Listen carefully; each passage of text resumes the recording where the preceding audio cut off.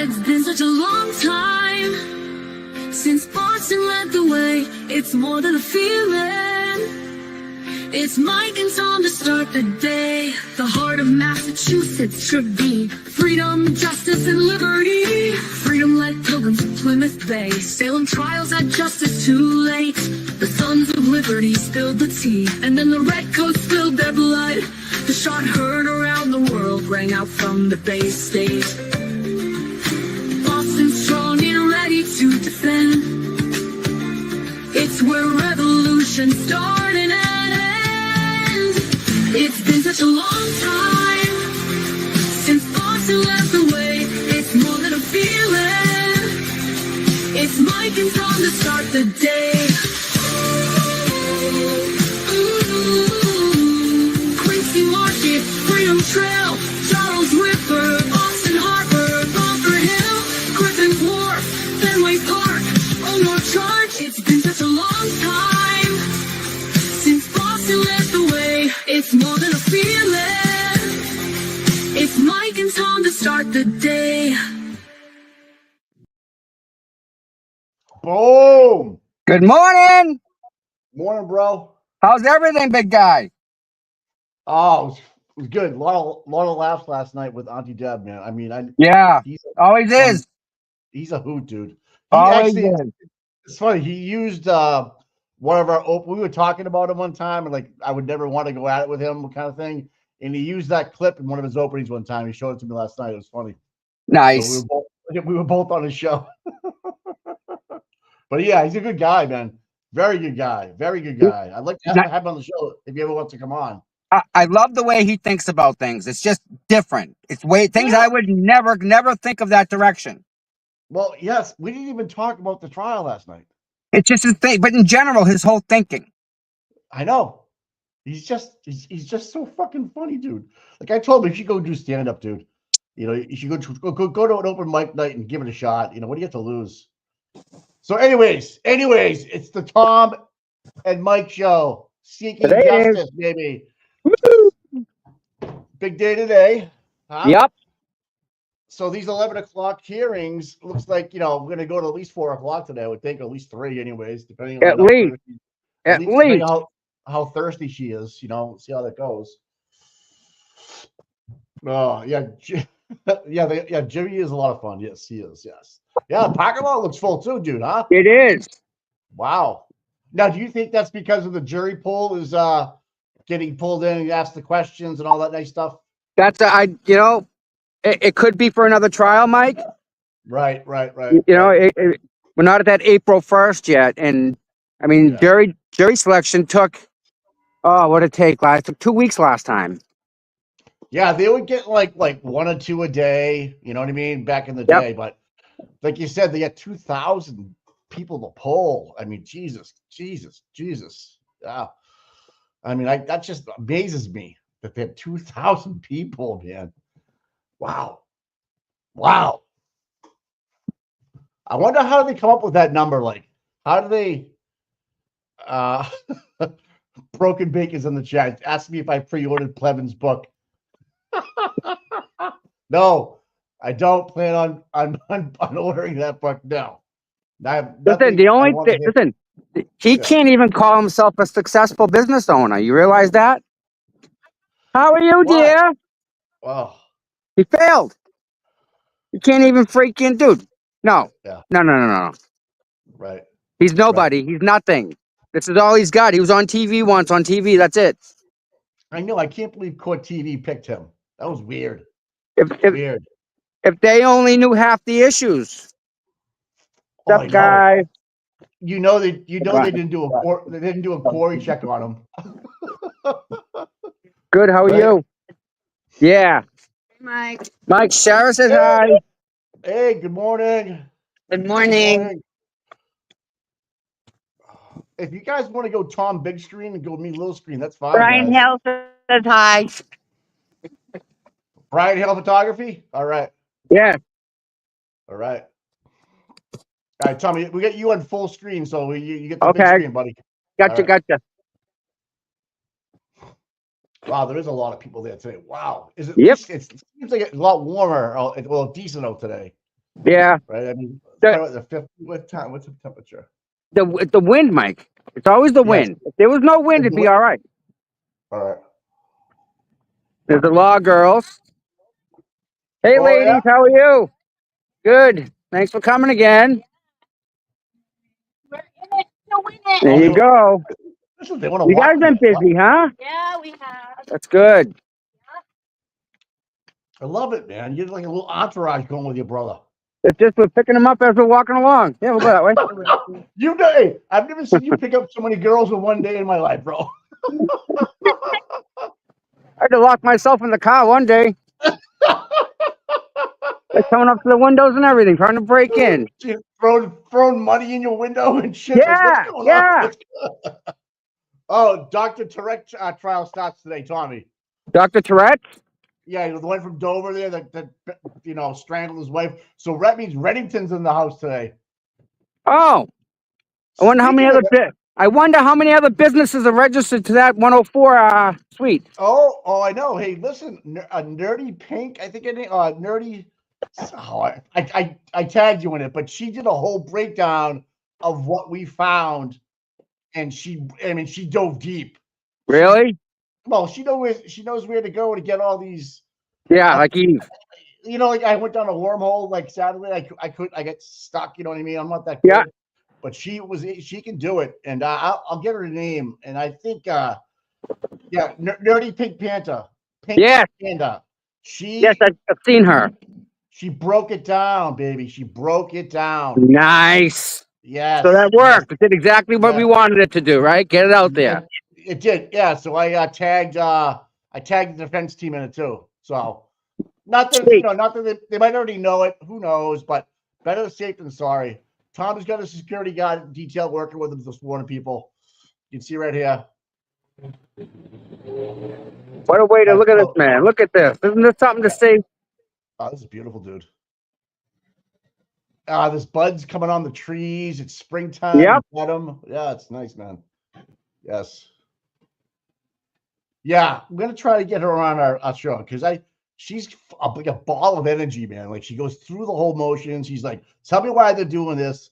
Yeah, here it is right here. I got it right now. Yeah, she's very good. I like her a lot, and she's a TikToker. So Yes. nerdy pink panther. Yes. And she's good. And she tore it apart, right? Fucking broke it down, dude. How bad? Down. Like, how bad is it? every date she broke down why they did this date, why they did it on this date, why they did it on this date, why they switched it. So he switched addresses from the 34 Fairview that we found. Remember the 34 Fairview? Yes. It was the same company changed over to a different address. So that's the shit I'm talking about. Like, you know what I mean? She was able to find it, and she's calling it shady secret business. Like, what is a guy with a BPD he's working for the Boston Police Department at the time, having an office in a lawyer's building. Doing what? The same thing he was doing? Security? I don't know. Mike, if he ever pulled a security detail, right? Ever got paid to be a security detail by the BPD. Right. And he uses that as his training at BPD as a way to make revenue after the fact as a secondary job. I don't think you can do that. Because Michael Morrissey can't send his Photoshop girl to Photoshop class on the Bristol County DA's dime when she can use it at her job at night. That's right. You see what I'm saying? Yeah, I know exactly what you're saying. Yeah. It ain't right. When they do so there's a big one where that company sponsored a 3-day an event to recruit people for to be DAs, and it was all went through that consulting. It all went through that consulting company. It was fucking crazy, dude. All right, listen, hold on a second, Mike. All right. Yeah, go ahead. Yep, go ahead, buddy. Listen, please. Hi guys, how are you? I'm live on the internet right now. Do you mind? We can't have that in the shop. Okay. So listen, I'm gonna put this outside the doorway real quick. Can I do that? And can I ask you? Just want to talk to you. Yo. Just put it on mute. Just put it on mute. I'll take it. Yeah, but I'm gonna put it outside this. Hold on. All right. Yeah, so if you haven't caught Auntie Deb last night, I was a guest on there. He didn't know much about me. I didn't know much about him, and it got wild. Got wild. So no children. Can't have your kids watch it. Okay, please don't. All right, the warning sign. Just as JFK says, disclaimer, because it got fucking crazy. And don't forget tonight, there is a Canton Town Hall. So maybe we can air that tonight. I'll have to talk to Tommy, but yeah, it was a fun show, Mary. I didn't expect. I didn't know what was going to happen. What kind of questions were going to come up? God damn, man, he is like. I think Jimmy should really try stand up somewhere. He said he would try, but I don't believe him. So push him, guys. You there? Yeah, you hear me? Yeah, I can hear you. What's up? What were you getting butts? No. All right. Couple things. Oh, Okay, this is County of Norfolk Administration offices, right? yeah. So there's a post office. This is the here, right? Right. Yeah. There's this street, the Nathaniel House, right? Yeah. Yeah. And then a dance studio. Okay. La la la la la. Are you And getting at the Are you getting at the buffer zone? Is that what you're looking at right now? yeah, No. that Okay. one store to the left of me, I walked in, is open. Yeah. And we have so there's no store, no retail store on the right hand side of the street. Zero. Right. Right. There's two. There's a breakfast and Thai place down there that I'm afraid to even walk in, and Right. there's that store up top that I asked. Right. They have. Thanks, Well, bud. I bet you they got more business than they ever had before, just Mike, by that's true. Because I went in osmosis. there and bought stuff. Yeah. I mean, why wouldn't they want that? I mean, it's just like if they get on film, camera, anything that storefronts on, it's free advertising, right? Yeah, by Chloe. But even better yet, Mike, hold on. Whoa. Oh yeah, hold on. What's up?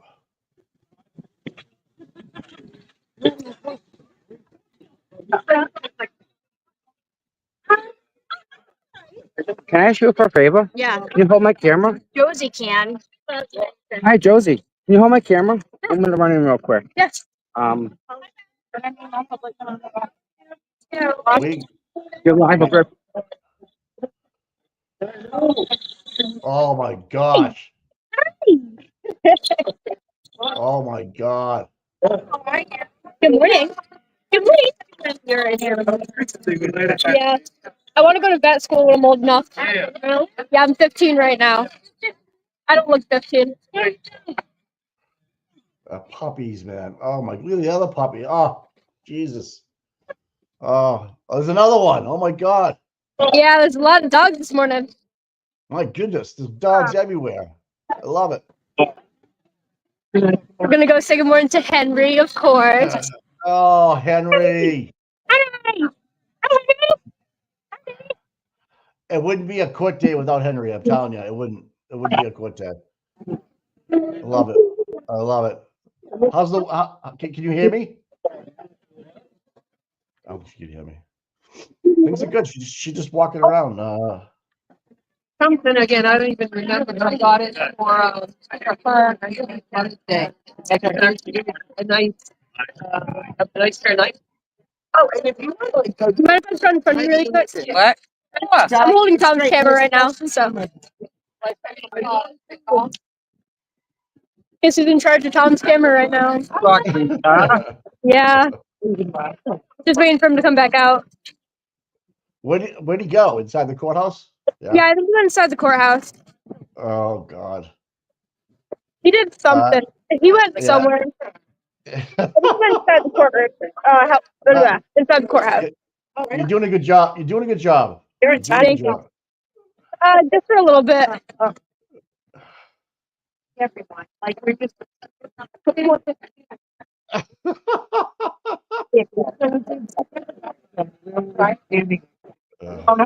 We were just talking about. We were just talking about that. I know. The thin wicking ones are like, ooh. I know. And you're too. Well.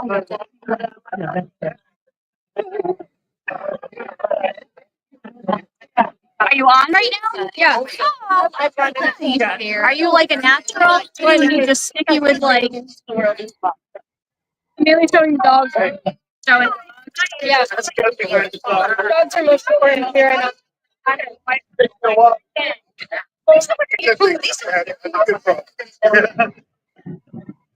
Where did Tom disappear to? courthouse, I think.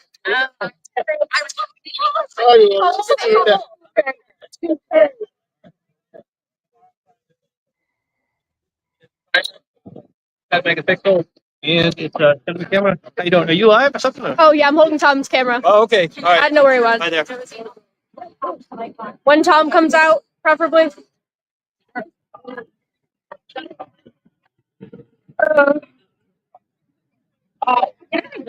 Here. Time goes. Yeah. Right here. I'm gonna stand. Please make it happen. You're a teenager. Figure it out. Oh, you're on camera. I appreciate it.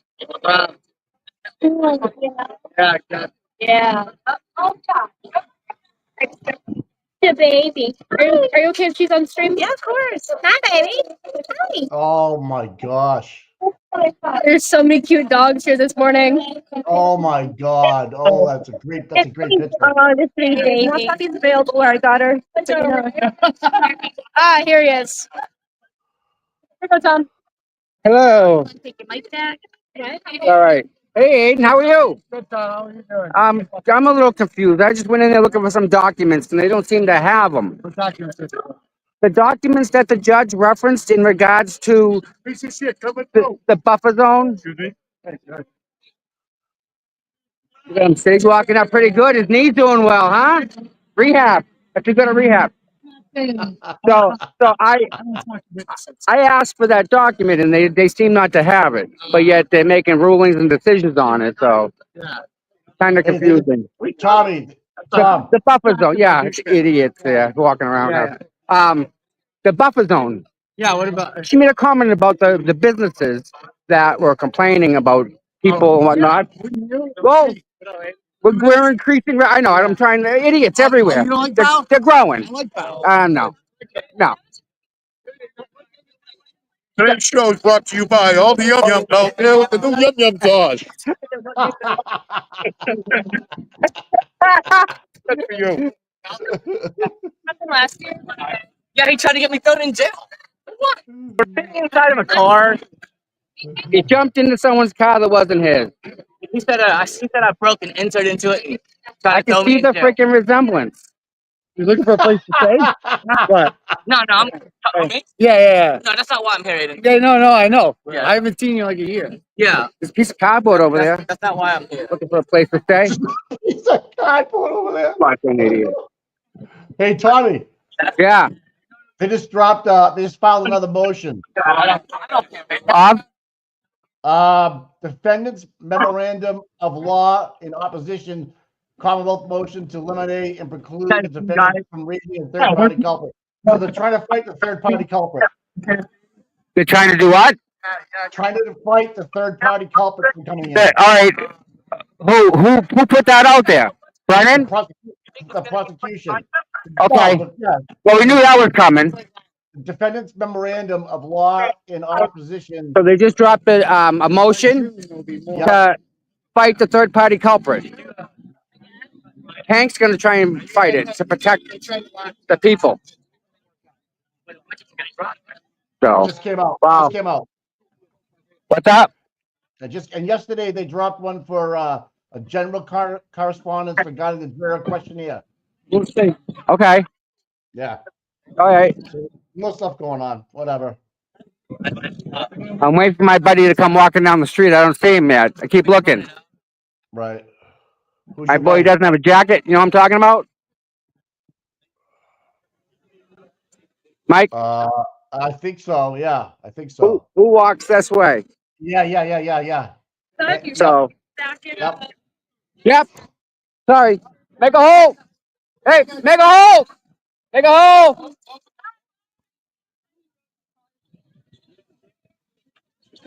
Hey, That'll one of them that'll now. that'll make the news. All right. Mike's got them down there. We're good.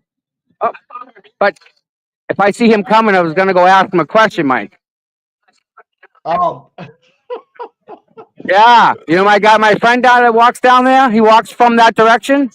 I know exactly who you're talking about. Yeah, he doesn't wear a jacket. Nope. Yep. Tough guy. Tough guy.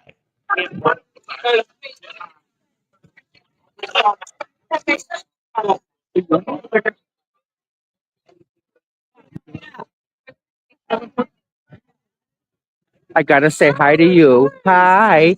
Hi. How are you? You are getting so big. You're getting so big. The noise, it's okay. It's okay. Hi. It's okay. Stay there.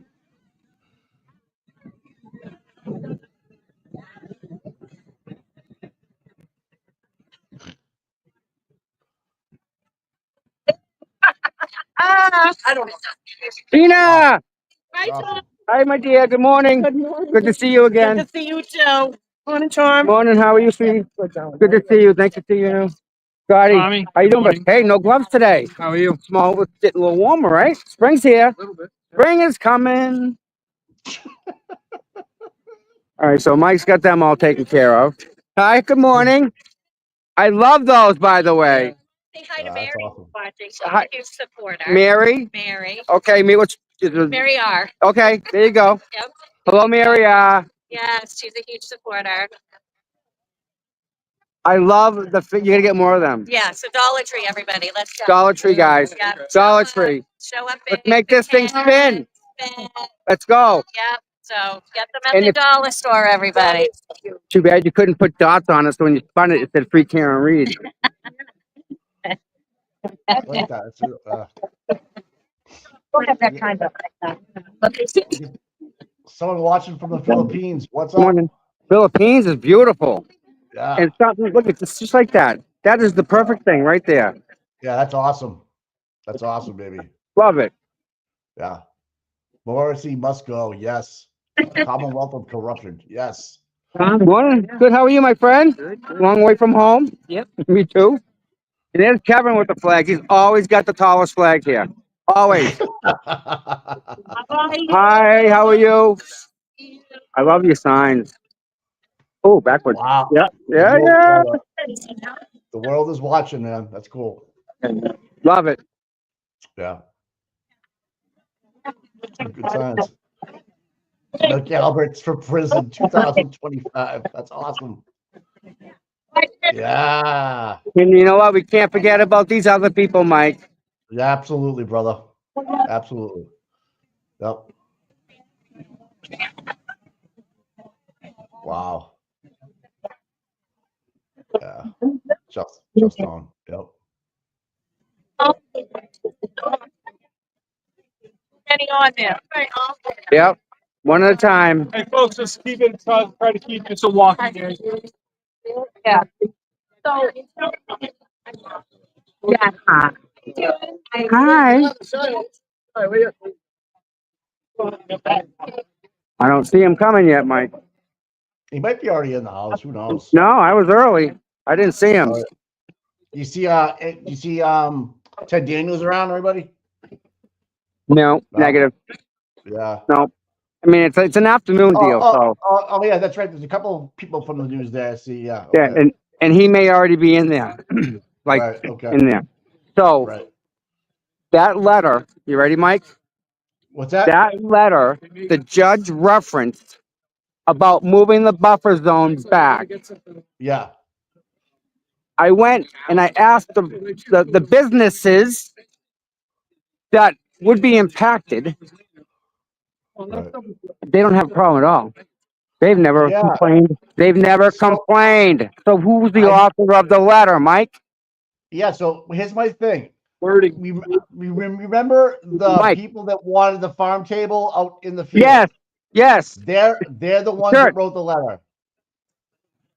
No, it was not a church. Okay, no, the people that had. Okay, so the church put on that Hey, farm thing. church and Okay, state, there's a separation. They should have no say in the matter. Sorry, dude. I don't. I know. I understand what you're saying, but I thought it Church was and the state. people. All right, I thought it was the people that ran it. I know it was from the church, but I could be wrong. You can be right. I don't know. Good question though. We got to find out who actually wrote that letter. So one event on one day is going to impact the what? 3 months? That's true. Good point. That's a good point, Really? Tom. Yeah, How really. much weight does that carry? Let's talk.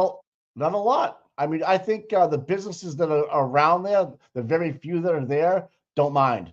Those people would love business. Oh yeah, They would absolutely. There's 2 businesses down there. There's right. nothing on this side of the street that would be impacted.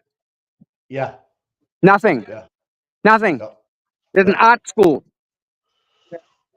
Yeah. I mean, look at the traffic. Anyways, look at the traffic. That's just normal 10:30 traffic. on a Tuesday, we got traffic, Mike. And you know Yep. what? What? In 1 minute, here come the fire trucks, the ambulances, the whatever they want to run down the street, just to run by. Every day they ran them trucks, Mike. Isn't it true though that those are actually just practice runs? Yes, there were training runs. That's amazing. And there goes That's amazing. Aiden. All right, so you think you go in the courtroom now? Okay. Yeah. Okay. No Ted D. Okay.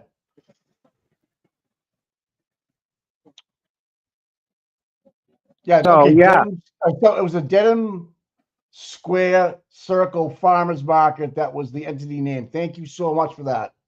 The Okay. Dedham Square Farmers Market. I have no idea what that is. Neither, it That's doesn't why. exist. No, maybe that's the one. That's why I was getting at the church thing. Even though it's Yeah. church grounds, Yeah. they were on that property. I could be wrong though. I could No, be that wrong. they were. They absolutely were. Yeah, And you know what? yeah, I someone mean, just told me that. Yeah. if Okay. we protested that, right, they wouldn't be too happy. Tom, they probably raised more money with the people there protesting. 100%, Mike. And you know what? They Right? can't say we left it dirty. You know why? We left You it didn't. cleaner than it was there every single day. Ask Erica. You know what? I bet you that was a solicited letter. I Yes. bet you And you can't do that. if you ask the retail people that were there selling fruits or baskets, whatever, more people from the sidewalk stepped over and bought something. So that's ludicrous to me that if you're a retail business, you want foot traffic. And It's something not right here, Mike. right. If there was a big trial every day, I'd be like a hot dog vendor down the corner for all the people that came out for court and stuff, and just like they do in the cities and stuff, like have a pretzel machine down there or whatever. Which one you put money on, Mike? What do you mean? I put 20 on the right. He's going down. They're getting brave. Yeah, you didn't last time. So,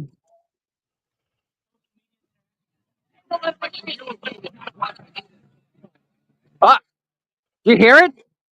Mike, happened? listen. What's What? coming? Where? Yep, I can hear it. I can hear it.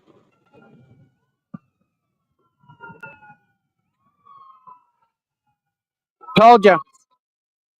Tell me that's not on purpose. You driving that truck like a boss, man. Wow. Oh, so cute. Hi, I do have a grade, but yeah, okay. And I homeschool her in this term instead. I was gonna hear something.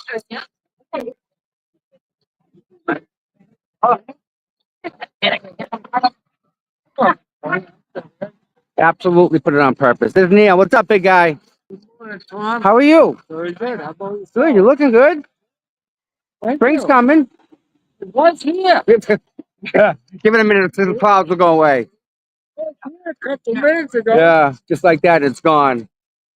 People, hit the like and subscribe button. I'm getting yelled at by my mods. Okay. Oh yeah, we forget about that, don't we? please. We talk about everyone else's channel except this one. That's funny. That's me. That's on me. That's on me. Oh, I do the same So, thing. we have a guest coming on today too. Hi, to how are you? talk about the big standout on the 30th, Yes, guys.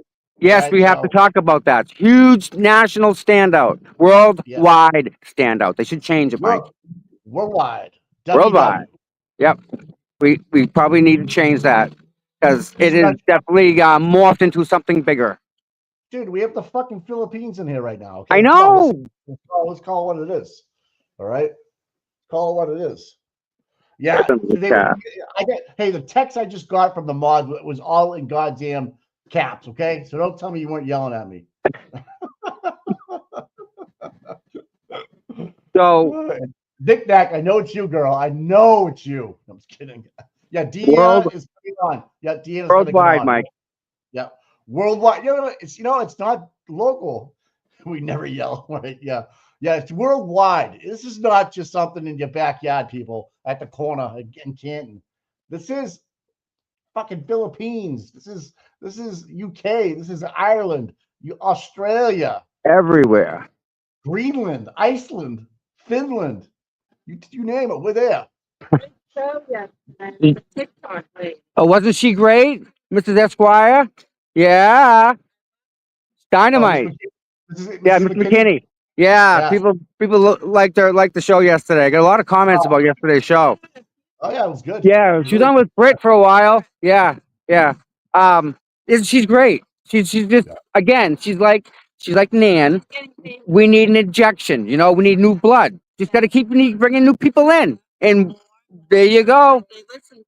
Exactly, and it's simple. Just say, listen to this. You're not gonna believe me, but listen to this. Because you can't even begin with this stuff. You can't even stop. We didn't stop. She had so much stats. Yeah, she's great. Yep. Did you see the ID discovery thing? Mark Did you like Cunningham, it? how you doing, buddy? Good to see you. Yeah, not the last part. Okay. Shelby in the house. Shelby, Everything what's up? helps out. Right.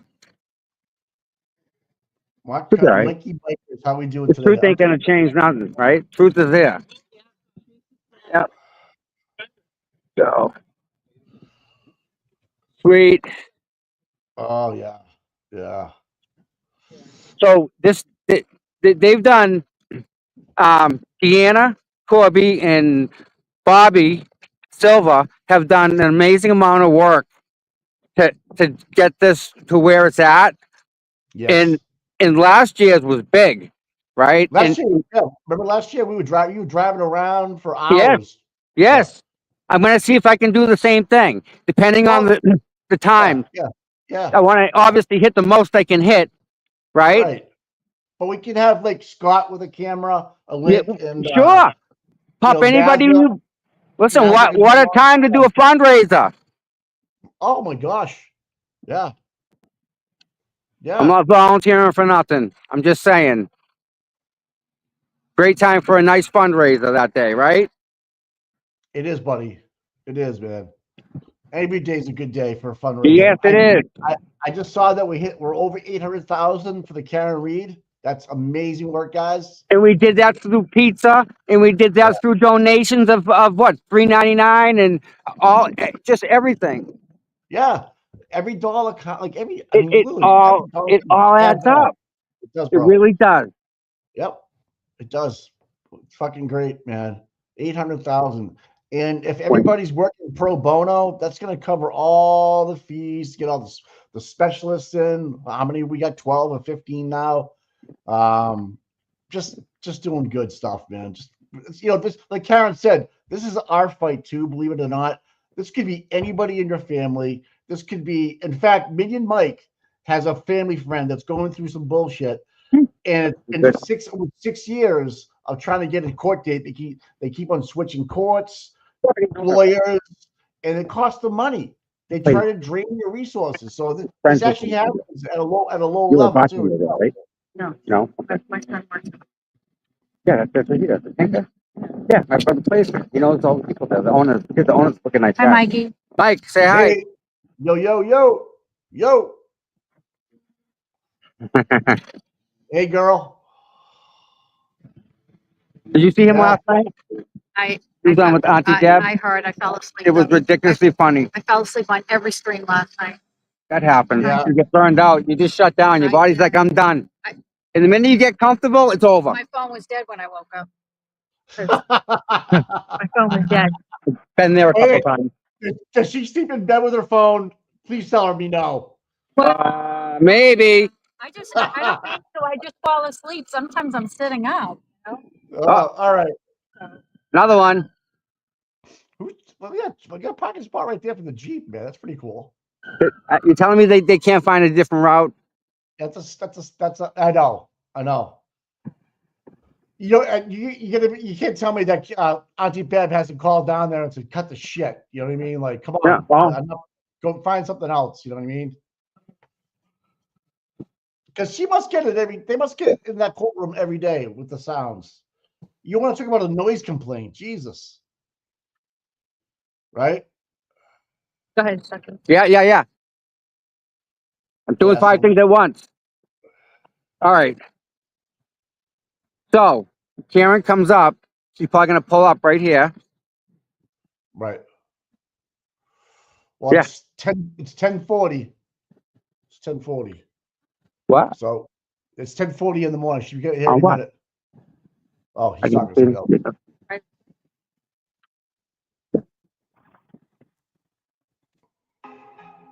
Yeah.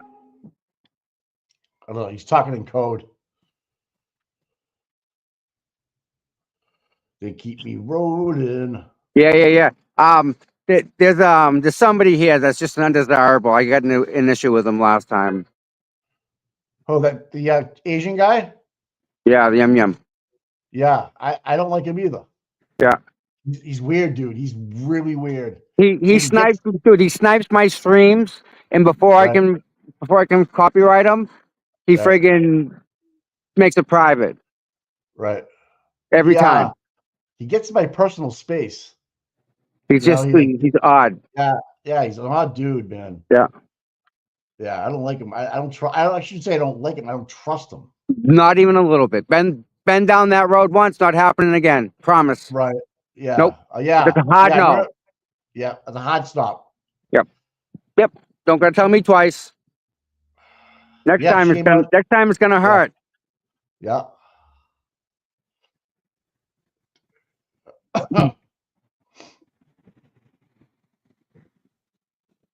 Oh man. Wow.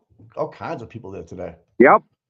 So, like during the last standout, so you guys were back down by the church, all in through those parking spots, right? Correct. We were parked all along that edge. And that's where the farm was, where that outlet was for the farm. It was they had the farm and we didn't have court the next day, so they set it up and they had their farm thing and it was gone. We never saw it. Oh, so it was a weekend thing. Yeah, no, it was during the week. Okay. And then the judge canceled the court, so we didn't go. Right. The next day for whatever reason, and then boom. Did you remember the farmers market that was there? That's right, yeah. Did you remember set up? Yep. Do you remember it being open or just set up? They were setting it up, and It was then open. it was open. It was open. Yeah. Remember the girl who kind of Yeah. bought stuff from it. Oh, okay. I didn't know that. They were open. So Tom, they want to move every Wednesday. They want to move that thing down the street. Now you want your buffer zone even farther away? Is that what it's trying to do? Wow. Yep. Wow. That's crazy. For no reason at all, Mike. Yeah, really. I mean, if anything, it brought a business is what I'm getting at, right? It did. Yeah. Wow. Wow. Oh. Who said that?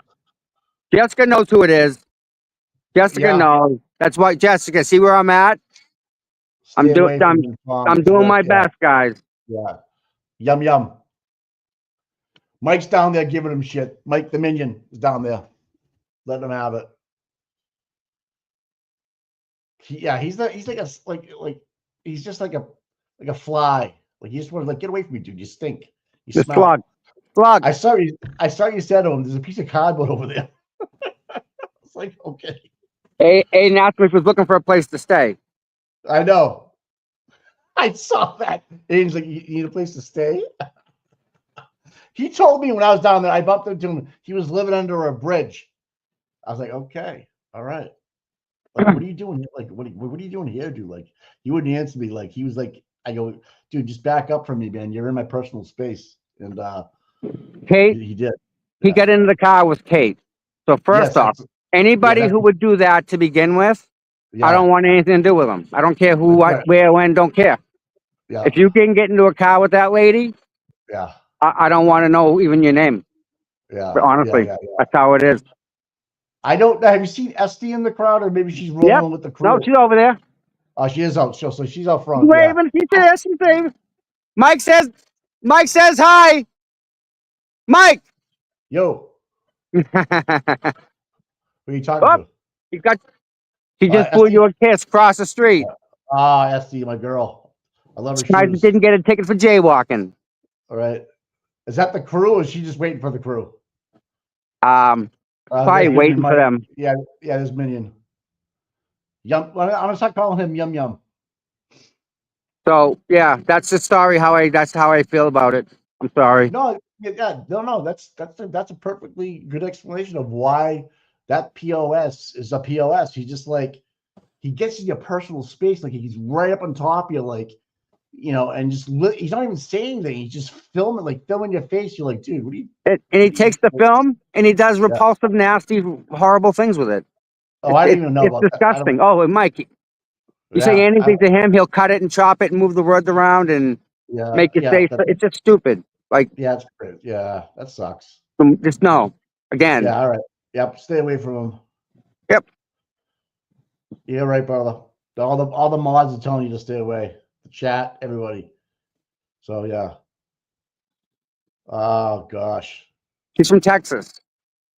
Oh, is he really? Yeah. He's from Texas and he's all the way up here? Yeah.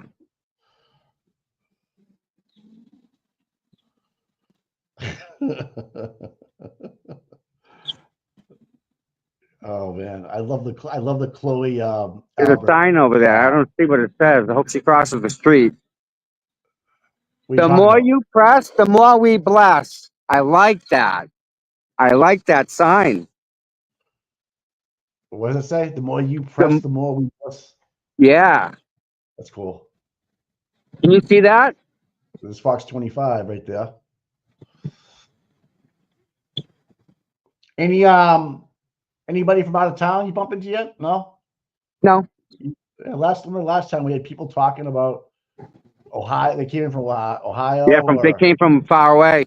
Yeah. Yes. There's a lot of regulars here. I love the sign. I love it. I love it. I love it. That's awesome, man. Good morning. That's cool. That's so cool. Good crowd, huh? Yeah.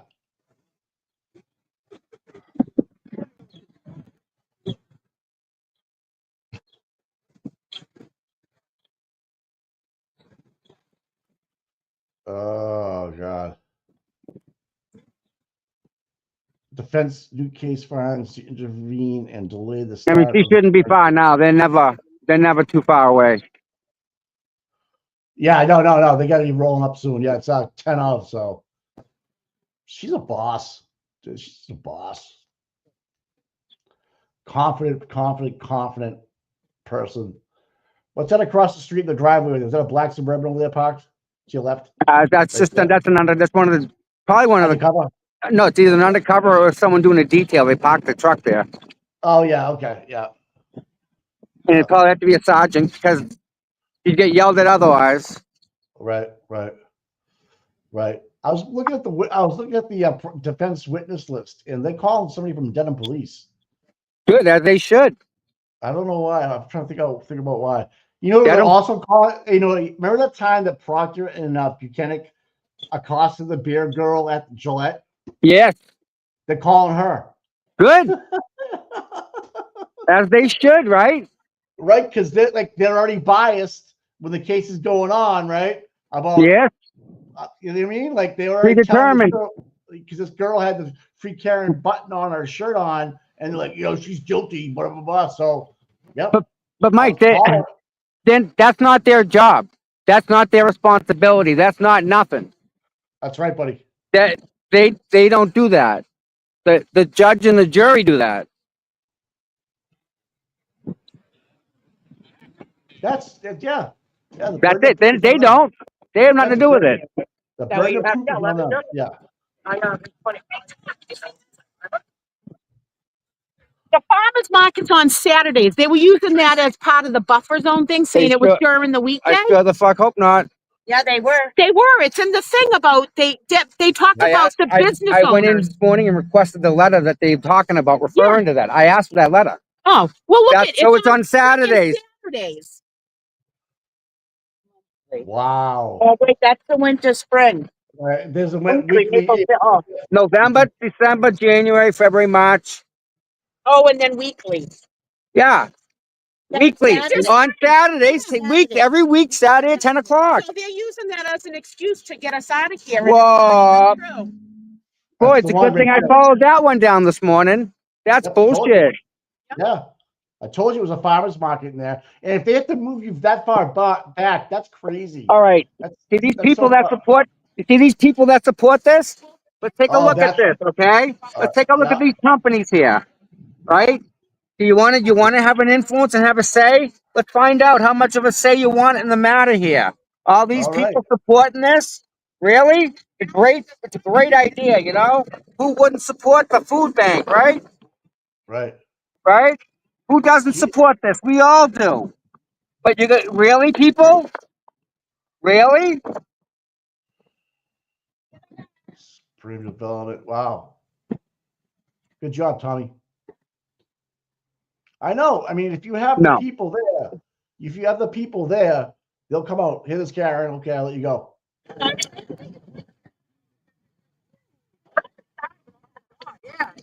That's why you were saying. Watch out for the camera behind you, Kurt.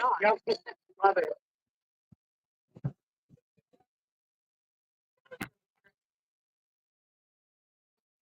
Well, yeah. It was actually.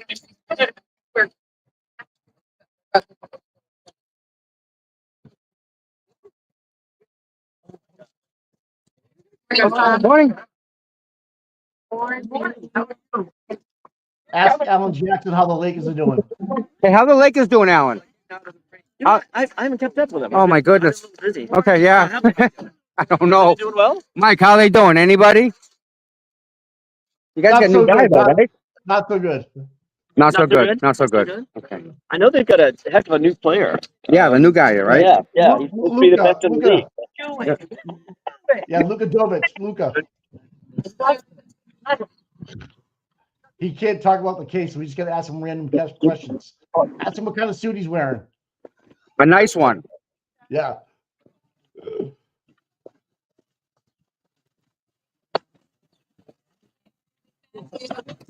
Hey, SD. Why you love us? Morning.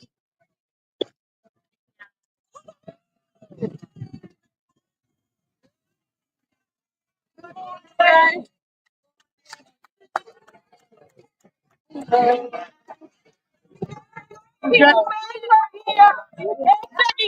get your phone call.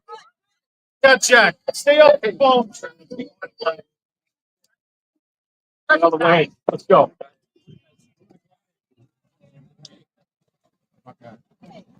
No, I'm keeping it small today. Yeah.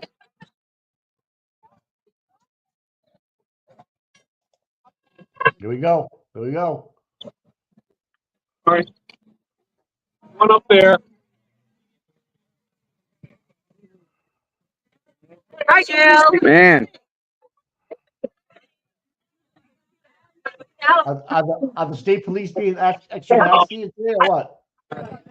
What? Are the state police being nice today? The guy just picked me up and moved me. Okay. As nice as he could, we'll say. All right. Actually, yeah. I just don't want him to get too handsy. You know what I mean? Oh, he had both hands on me. I don't know what you can find that. Yeah, I see him. He's over there trying to stay away from him. Yeah, everything you say he's gonna use and chop it up and chip it around Yum, yum. whatever. I could actually have a decent conversation with him. Why is he here? You say? Oh.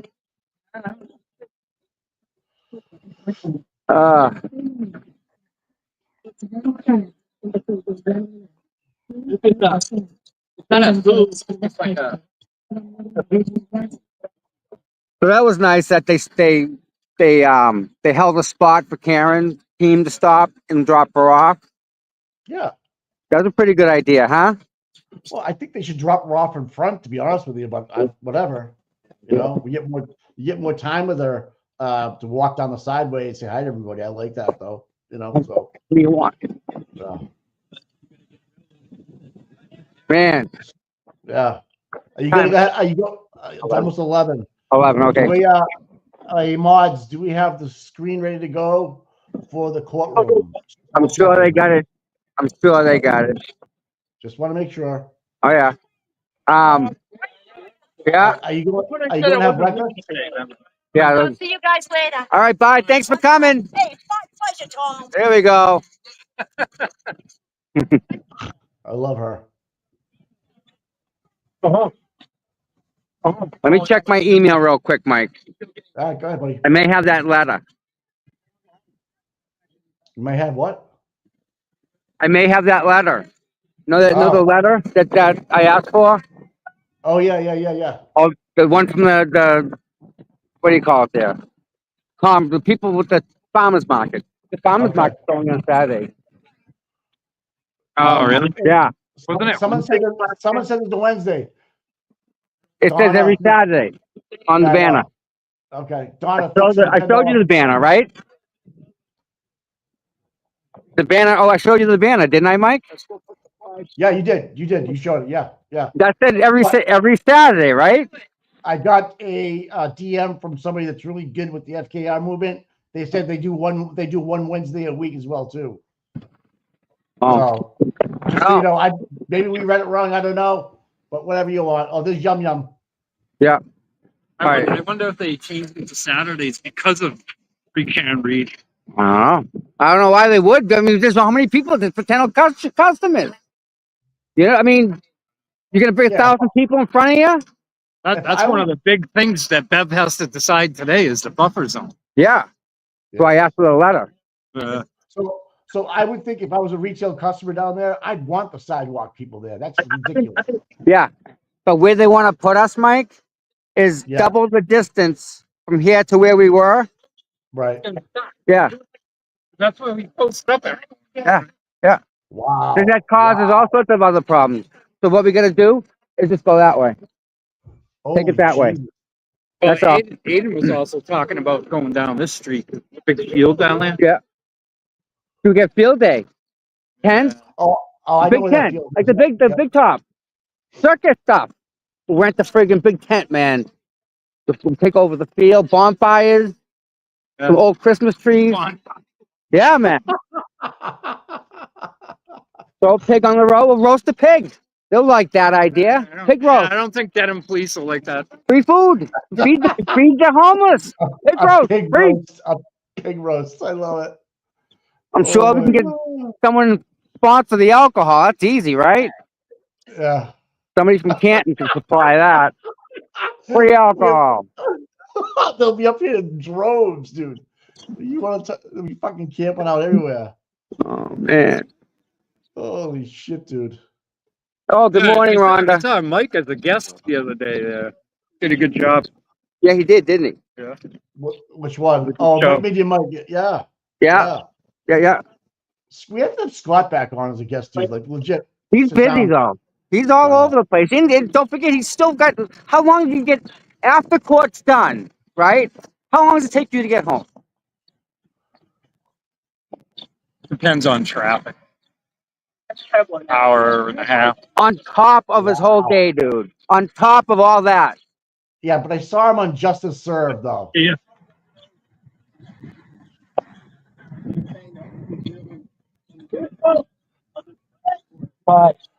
Yeah.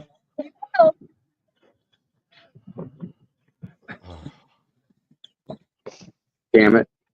You got the Yeah, I'm sure they do. They're waiting for it to start.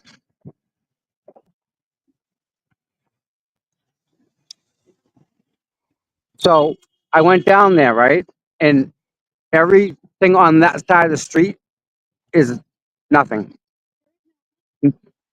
Nothing. right. There's the business on this side as you walk by. Stopped and asked them. They have no complaints. The only complaint is they don't have enough business.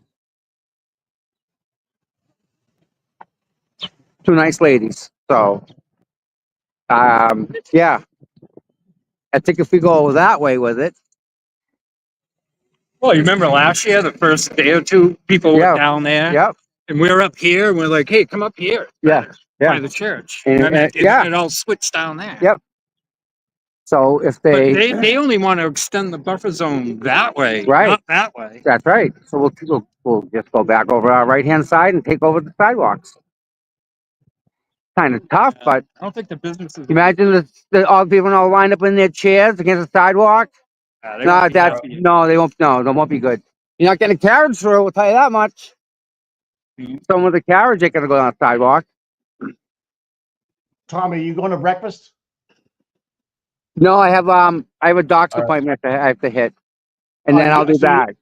Are you leaving right when court starts? Is that what you're gonna do? Yeah. Okay. Well, we're live in the courtroom now, so. Sweet. Yep. Good job today, guys. Good job, mods. Way to go. Yeah. Guys are great. Yeah. Yeah, you guys give a thumbs up to the mods. They do a lot. A lot. They do a lot. Yep. Happy belated birthday to Kelly. I think she's 28 or something like that, 29 maybe. Karen looked good in her suit today. You see that? Of course, she always looks good. She's a boss, Yeah. dude. Yeah. Yeah. Oh, you're gonna get a ticket. Yeah. Imagine that, just beeping it. So. Yeah. Probably gonna go. What are you gonna Take do? my truck and Yeah. watch the hearing. That'll work. I was gonna try and get Hank walking in, try and ask him some questions, but he must have already been in there. Yeah, he was already. So. Nope. But that. People were playing him the harmonica. What? They were handing out harmonicas. Everybody was playing the harmonica when Hanky Panky walked in. No.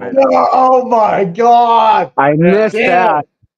No, really? Yeah. That's awesome. Should have filmed it for you. It was hilarious. Oh my God. Damn. Awesome. Yeah. So when are you gonna when you're back to the doctor's appointment, we'll have Deanna come on. Hanky has a lot of fans out here. All right. Yes. Oh my goodness, that was funny. It's a day. They actually hand out what they're giving them Monica's. Yeah. Hey guys, hit that like button. I'm getting yelled at again. Like and subscribe if you can.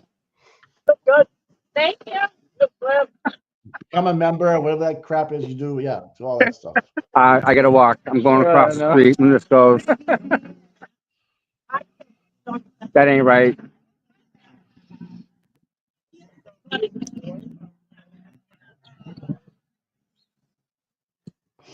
You can have a conversation with him and he sees it, and then he starts to change. I've had many. Okay. He hasn't seen you. You look great. Don't fucking listen. You look good. Really. Thank you. You've done a lot. Don't say that because they're gonna start the rumors we're sleeping together again. Don't I addressed that again this morning. It was on Twitter again. They're saying me and Tom are sleeping together. I'm like, no. I wish you wouldn't say stupid shit like that. It's stuff like that this is a hammer. I just want to fucking smash the skull in. I know. Who, Yum Yum? They have nothing Yes. better to do than to stop rumors. I feel they've never like had a date. Yeah, I'm bailing. All right, taking off. No, I'm just crossing the street. He said an absolutely inappropriate thing to Dina. 100%. Just now? Yes. Oh God. Hence the reason I have to walk away from the freaking guy. You don't Okay. say that stuff to women. No. Rude. God. Absolutely freaking rude. So like when Grant's not there, he pulls when he show up and do He's his shit. dude. No, Grant's is nothing to this guy. This guy, he's vile, Wow. vile, Wow. vile, Wow. and he just said it to her. Really? Yes, Jesus Christ! What an asshole. yes, exactly. I wish I was there. Now do you know why? Now do you understand? Now I get it, brother. Who the freak says that to a woman? He's looking to instigate you. He's looking to engage you. Yeah. You're smart. You're smarter than that. It's just freaking so not right, dude. Right. Who says that kind of shit to a lady? You know? Right. Oh, so listen, Twitter. Twitter thinks me and Dina are sleeping together. That's that's not true, obviously. Well, that's on Twitter. So for the Twitter people, let them know. Hey, Someone just posted the hours for the farmers market, Tom. I'm sending it to you now. Okay. Court's up. Court's on. Okay, mute. All right. Good morning, Your Honor. Hank Brennan for the Cotton Bar. Good morning, Your Honor. Al Check. Good morning, Mr. Jackson. Good morning, Your Honor. Elizabeth Little, also on behalf of Ms. Reed and Ms. Little. Morning, Your Honor. Robert Alessi on behalf of Ms. Reed. Good morning, Mr. Lexi. Good morning, Judge. Good morning, Mr. Nettie. Good morning, Ms. Reed. All right, so before we begin, Mr. Jackson, when we left the other day, when we were talking about Michael Easter, I gave you the opportunity to get some authority on expert testimony and voter defense. Were you able to do that? We were. Do you have something to file? Yes, it was filed yesterday. I do have a courtesy copy of this one. Okay. And I can, if the court wishes, we No, can take that on.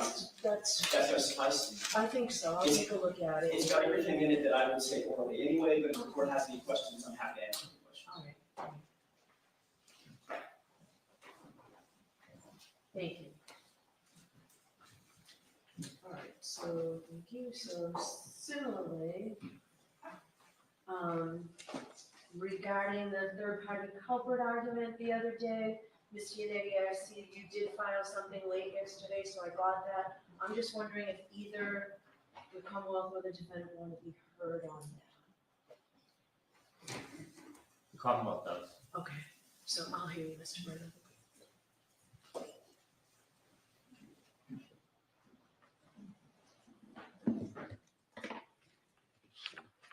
Your Honor asked for a proffer from the defense regarding third-party culprit, alternatively, evidence that would be separate regarding third-party culprit aspect of Bowden. We received some information from the defense that does not distinguish whether their intention is that it applies to third-party culprit or whether it applies to a third-party culprit aspect of Bowden. Those concepts are logically and legally distinct. Regardless, when you look at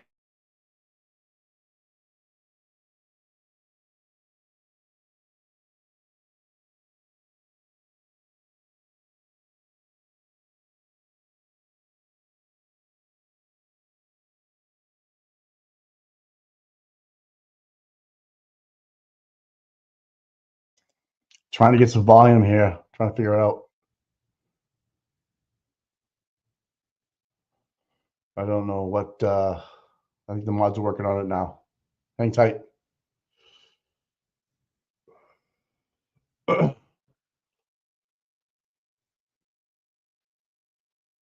Maybe that's actually a good thing. We don't have to. Yeah, it's live today. Yeah. Maybe it's a good thing because we don't have to hear his voice. I wonder who that is behind his shoulder right there. Yeah, I don't know who that is.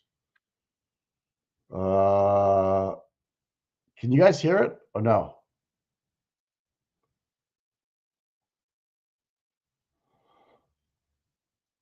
Is it just me? Oh, Lucas, stop it. All right, you guys can't hear it. So yeah, Kelly, anybody? Hello? Okay, you're working on knick-knack. Thank you.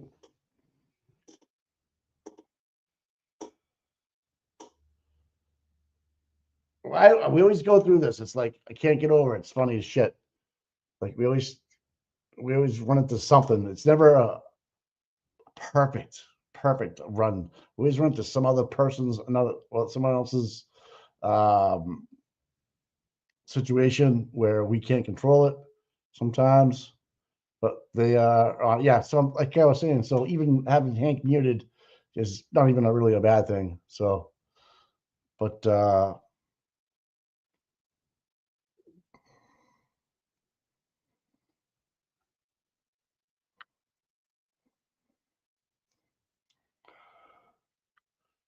Mike, that could be the court feed. yeah, we're trying to work. Yeah, the girls are working on it. Yeah, okay. Yep, I It's, think it's everybody, just so you know. We know that. Well, okay, yeah. I just busted their balls. Yeah. So all right. See what happens.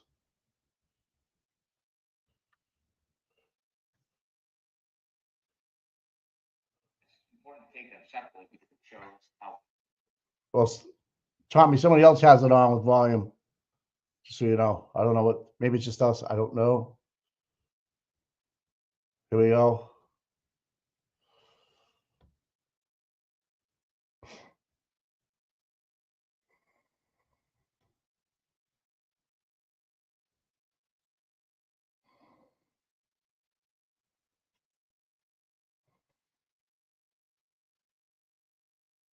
Yeah, I saw that. Thank you. Yep. So there's definitely sound working, but we can't get it through our sound.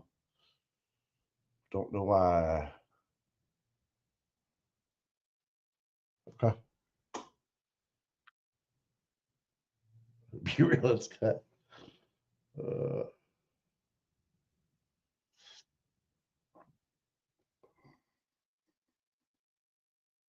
Hang in there. Please don't leave. But we're working on it. I don't know what it is. Can we just take Will's stream or something if he has it up? Yeah, someone else has got it. I mean, it's definitely working. NBC 10's watching. Yeah. NBC 10. That's what this is. No, this is CBS, WBZ. Okay, hold on. Yep.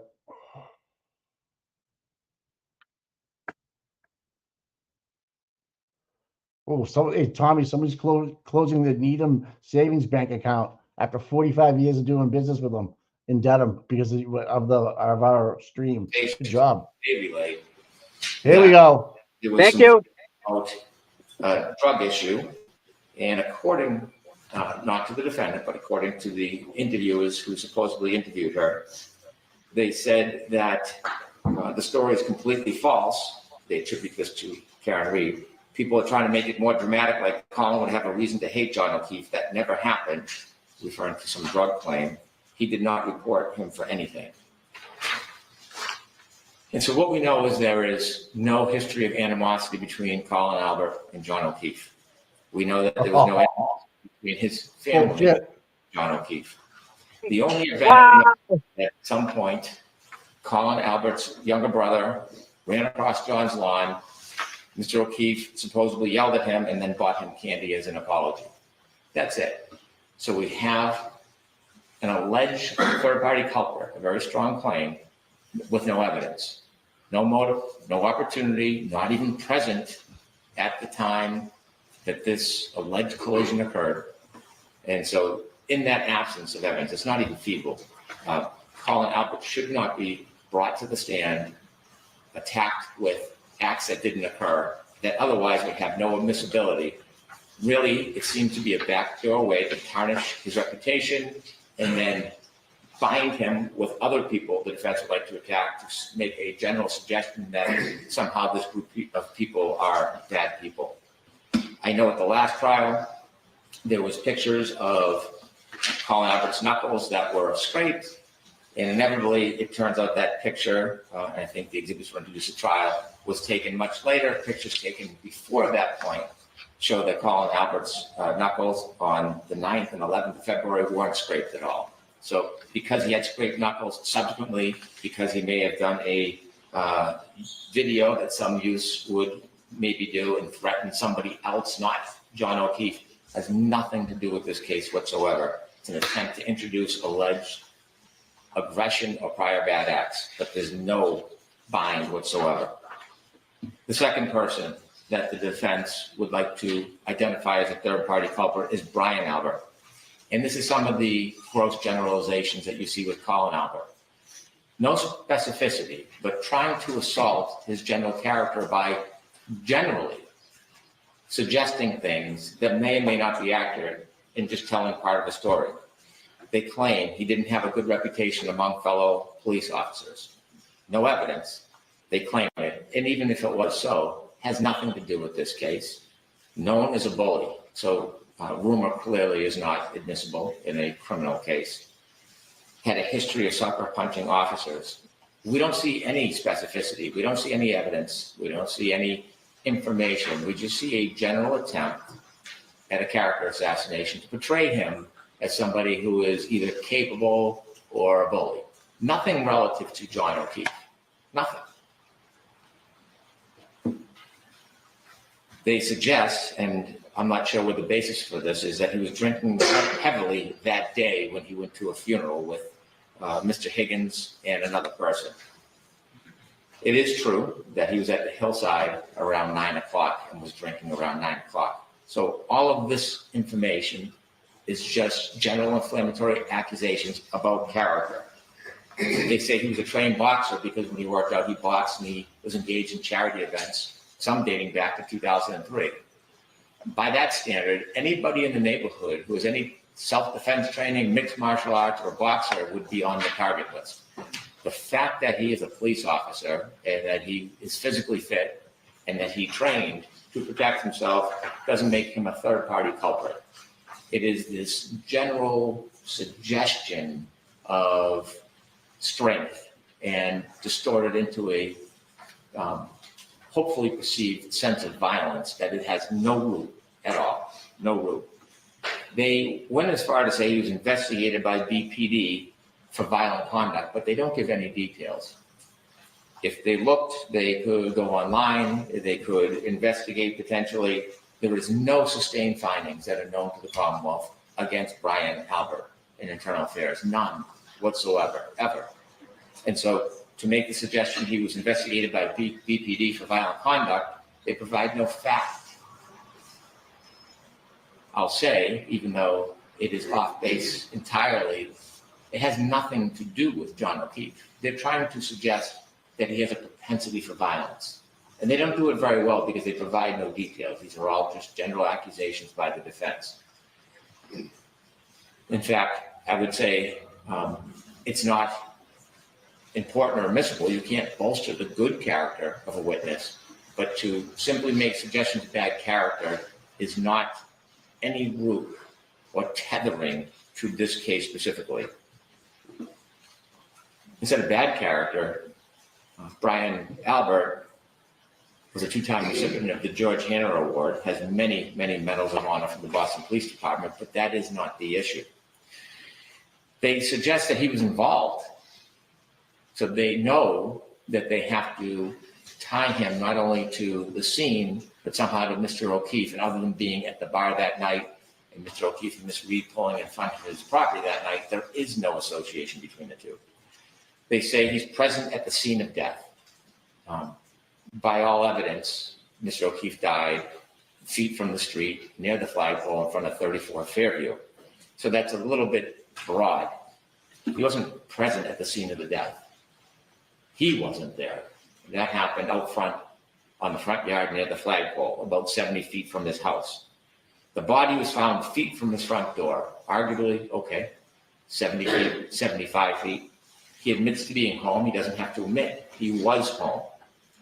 Now, here is another claim without any evidence whatsoever. The defense states emphatically, computer forensic data overwhelmingly establishes O'Keefe entered Albert's house. I haven't seen that evidence. Based on what? So if they're going to make an offer of proof to the court and they're going to make claims to substantiate this theory, they have to have proof of it. And in their motion, I see no proof whatsoever that overwhelmingly establishes John O'Keefe went into the Albert house. In fact, what we see is the opposite. In the past trial, numerous people were called. Every single person that was asked stated they did not see John O'Keefe enter that home. Every single person. Now, whether you believe it or not is irrelevant. What's relevant is there's nothing to the opposite. There's an absence of evidence to the opposite.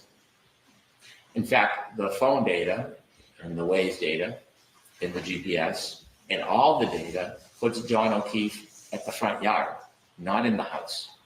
So if they're asking the court to make a finding of substantial link and substantial proof that John O'Keefe was in the house, they have to actually give you the facts and the science and the data to support that.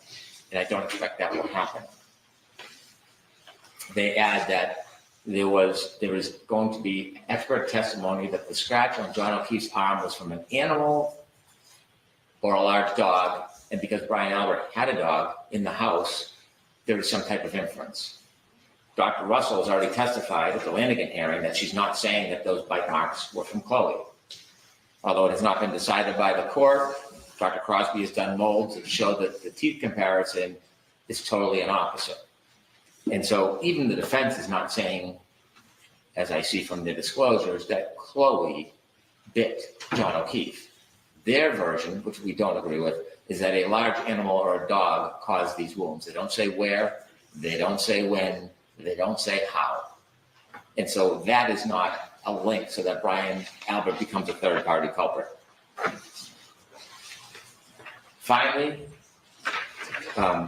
in a way to try to create some type of traction against Brian Albert, they associate him with Brian Higgins because they spent the day together, because Brian Higgins, according to them, was rebuffed because of phone calls at night. All of these general claims with no fact predicate rely on innuendo, surmise, speculation, or just the creation of an inference that does not exist. There is no evidence Brian Albert had any motive whatsoever to harm John O'Keefe. None. There is not one witness, there's not one statement that Brian Albert had any animus whatsoever towards John O'Keefe. None. He did not have the motive. He did not have the opportunity. And there is no evidence that he was involved in any way in the alleged collision that happened in the front of his yard that night. Finally, the defense turns to Mr. Higgins. Mr. Higgins was at the Albert address that night. John O'Keefe never went into the Albert address that night. They take very, very select pieces of information, and I would suggest don't tell the whole story. And from that, they want us to speculate a motive. For example, they say that Karen Reed had kissed Mr. Higgins at John's house. That seems to be corroborated in the text messages. According to the text messages, Mr. Higgins essentially says that Miss Reed came up to him and planted a kiss on him. And there's quite a bit of text message exchange that you heard during trial about that interaction. And then at some point, Miss Reed went to Mr. Higgins' house. And so there was some interest that would appear from the text messages between the two, mutual at best. There's a plethora of text messages where Miss Reed is pursuing Mr. Higgins, looking for his time, looking for his intention. In one, she says, I was basically begging him to come over. Do you like me? Come over to my house. There are text messages talking about Mr. Higgins not having enough time for her. So there is a flirtatious relationship between the two of them. What we don't see is that somehow that creates a motive for Mr. Higgins to want to hurt or kill John O'Keefe. The fact that they are texting together and later that night he sends a text message because I think an inference the defense would raise is that he felt like he was ignored or wanted to know what was going on with their relationship, is not evidence of motive. In all of these text messages, you never see any animosity towards John O'Keefe. Mr. Higgins' text messages are virtually all kind towards John O'Keefe. It's uncomfortable. It's an awkward situation because both of them appear to be deceptive as it relates to John O'Keefe, but there is no vengeance, there is no anger. And so the suggestion that there is a motive because there was flirtatious text messages to then kill the man is beyond the pale. It's beyond any logical connection that would support third-party culprit. Brian Higgins sent a text message saying to John O'Keefe, asking if he was coming to the home that night, and they then attached the word he lured them to the house. I mean, we do look at this evidence not in a vacuum, but logically and realistically. Not knowing that Karen Reed was not going to come in when they arrived at the house, is it reasonable, is it rational, is it lucid to think that that Mr. Higgins was inviting them both over to the house, not knowing only one of them would get out of the car? Is the suggestion that Mr. Higgins was going to kill both of them? Or he was going to kill one of them, so the other one he would then set up for murder so that he wouldn't be able to see her anyways? The absurdity of the relationship between the claim and reality is so great that it will just run rampant through this trial. It would be unrelated, speculative, shotgun approach to claims that the witness will spend their time trying to explain and defend. It will distract the jury, and it will serve the purpose, which the case law says it shouldn't, of taking attention off the facts at issue for the case we're here from. And that attempt to divert anybody but the defendant is the attempt here. That's why we have three, we don't know who, but three potential third-party culprit evidences with absolutely fragile evidence. It's feeble. They, as their support, what they offer is they believe Mr. Higgins lied because he went to the Canton Police Department to do administrative work. And I think the evidence is clear that he had cars that he parked there as part of his job that he needed to clean off. So they are parsing words in an attempt to create a basis that doesn't exist. That there are calls between Mr. Albert and Mr. Higgins later that night. So what? They have no evidence that either of them spoke to each other. They have no evidence of conversations. They have no evidence of a conspiracy. They have no evidence of a cover-up. They have no evidence of a weapon. What we know is John O'Keefe never went in the home. And so to try to create this image based on obscure facts is not the substance that's required under third-party culprit. I know third-party culprit is a time-honored tradition and is a broad latitude, but it's not endless. It can't prejudice the Commonwealth. It can't distract the jury. It can't be based on fiction. It has to be based on an identifiable theory. The cases that have allowed third-party culprits that have been reported have actual people who could be a third-party culprit, who actually have relationships to the scene or the crime or the deceased.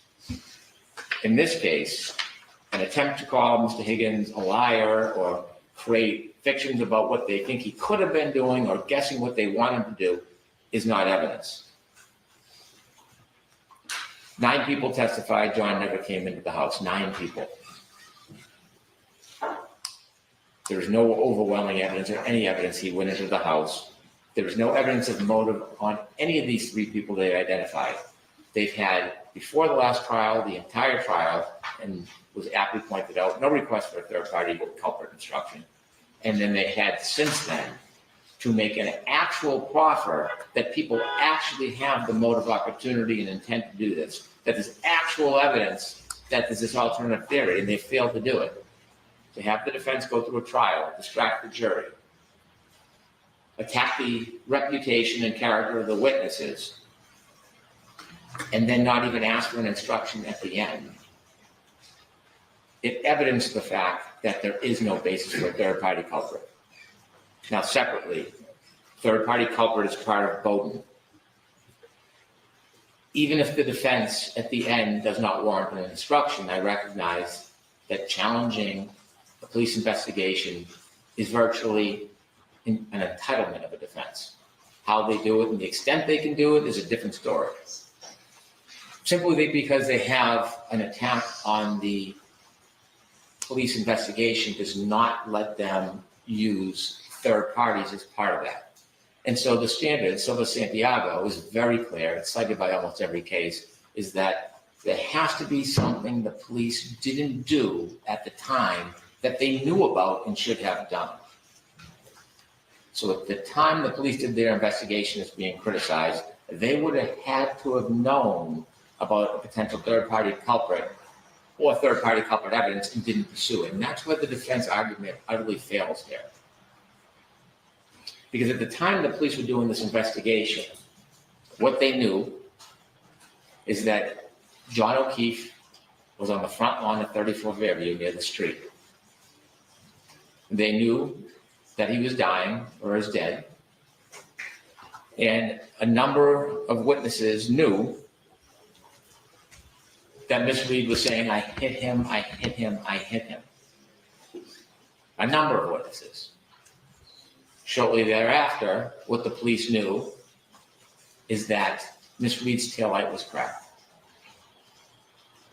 And shortly after, what they learned and knew after they got her car is that part of her taillight was missing. So at that time when they were doing their investigation, there was no claim of dog bites. That came months and months later.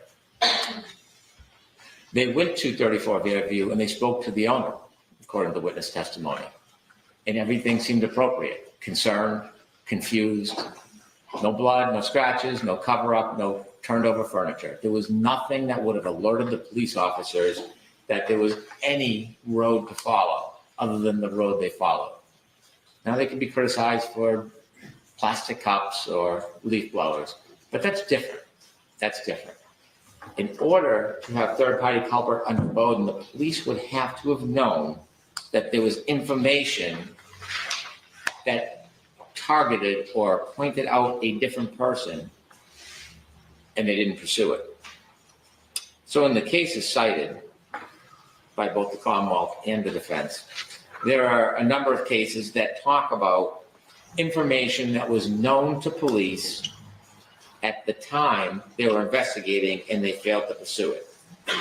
That is not this case. That is not this case.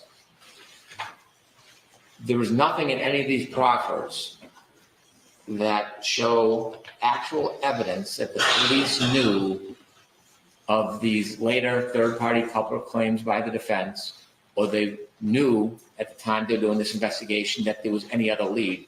And likely the reason is because there wasn't. The evidence for a reasonable police officer pointed towards the statements, towards the car, towards the light, and that was followed up, which led to DNA in hair and all the other evidence that followed, the data.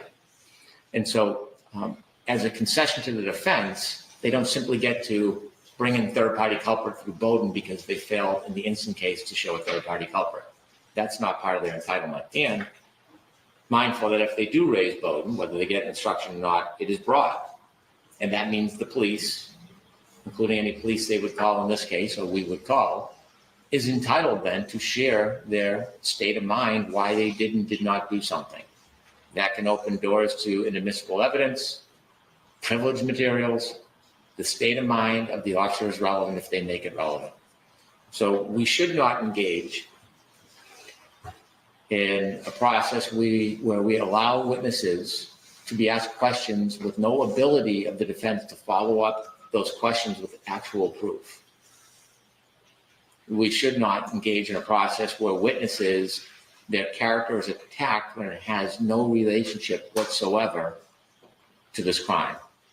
And witnesses shouldn't be put through the ordeal of defending themselves based on generalizations about supposedly being violent or having a temper. There needs to be that nexus and it fails, it is beyond feeble. And so I ask Your Honor not to allow a third-party culprit in the incident, and you should not allow it as part of voting. Thank you. Okay. Yes.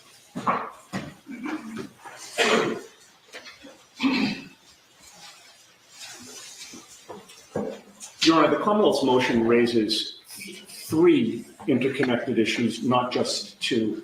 I believe that two of those were conflated by the Commonwealth. I'd like to separate them out. The first issue is the introduction or admissibility of evidence relevant to show that somebody else harmed John O'Keefe. The second issue, which I think was conflated with the first, is whether after the introduction of such evidence, the defense is allowed to argue that a specific person or persons caused John O'Keefe's death. And then the third issue is whether the police properly investigated this matter in light of the information that they had or information they could have obtained or failed to follow up on to show that somebody else caused John O'Keefe's death. Regarding the first issue, which Mr. Brennan spent a lot of his argument on, there is ample evidence tending to show that somebody else caused John O'Keefe's death. In our opposition, we have cataloged the evidence against each of the potential third-party culprits that we named the last time we were in court.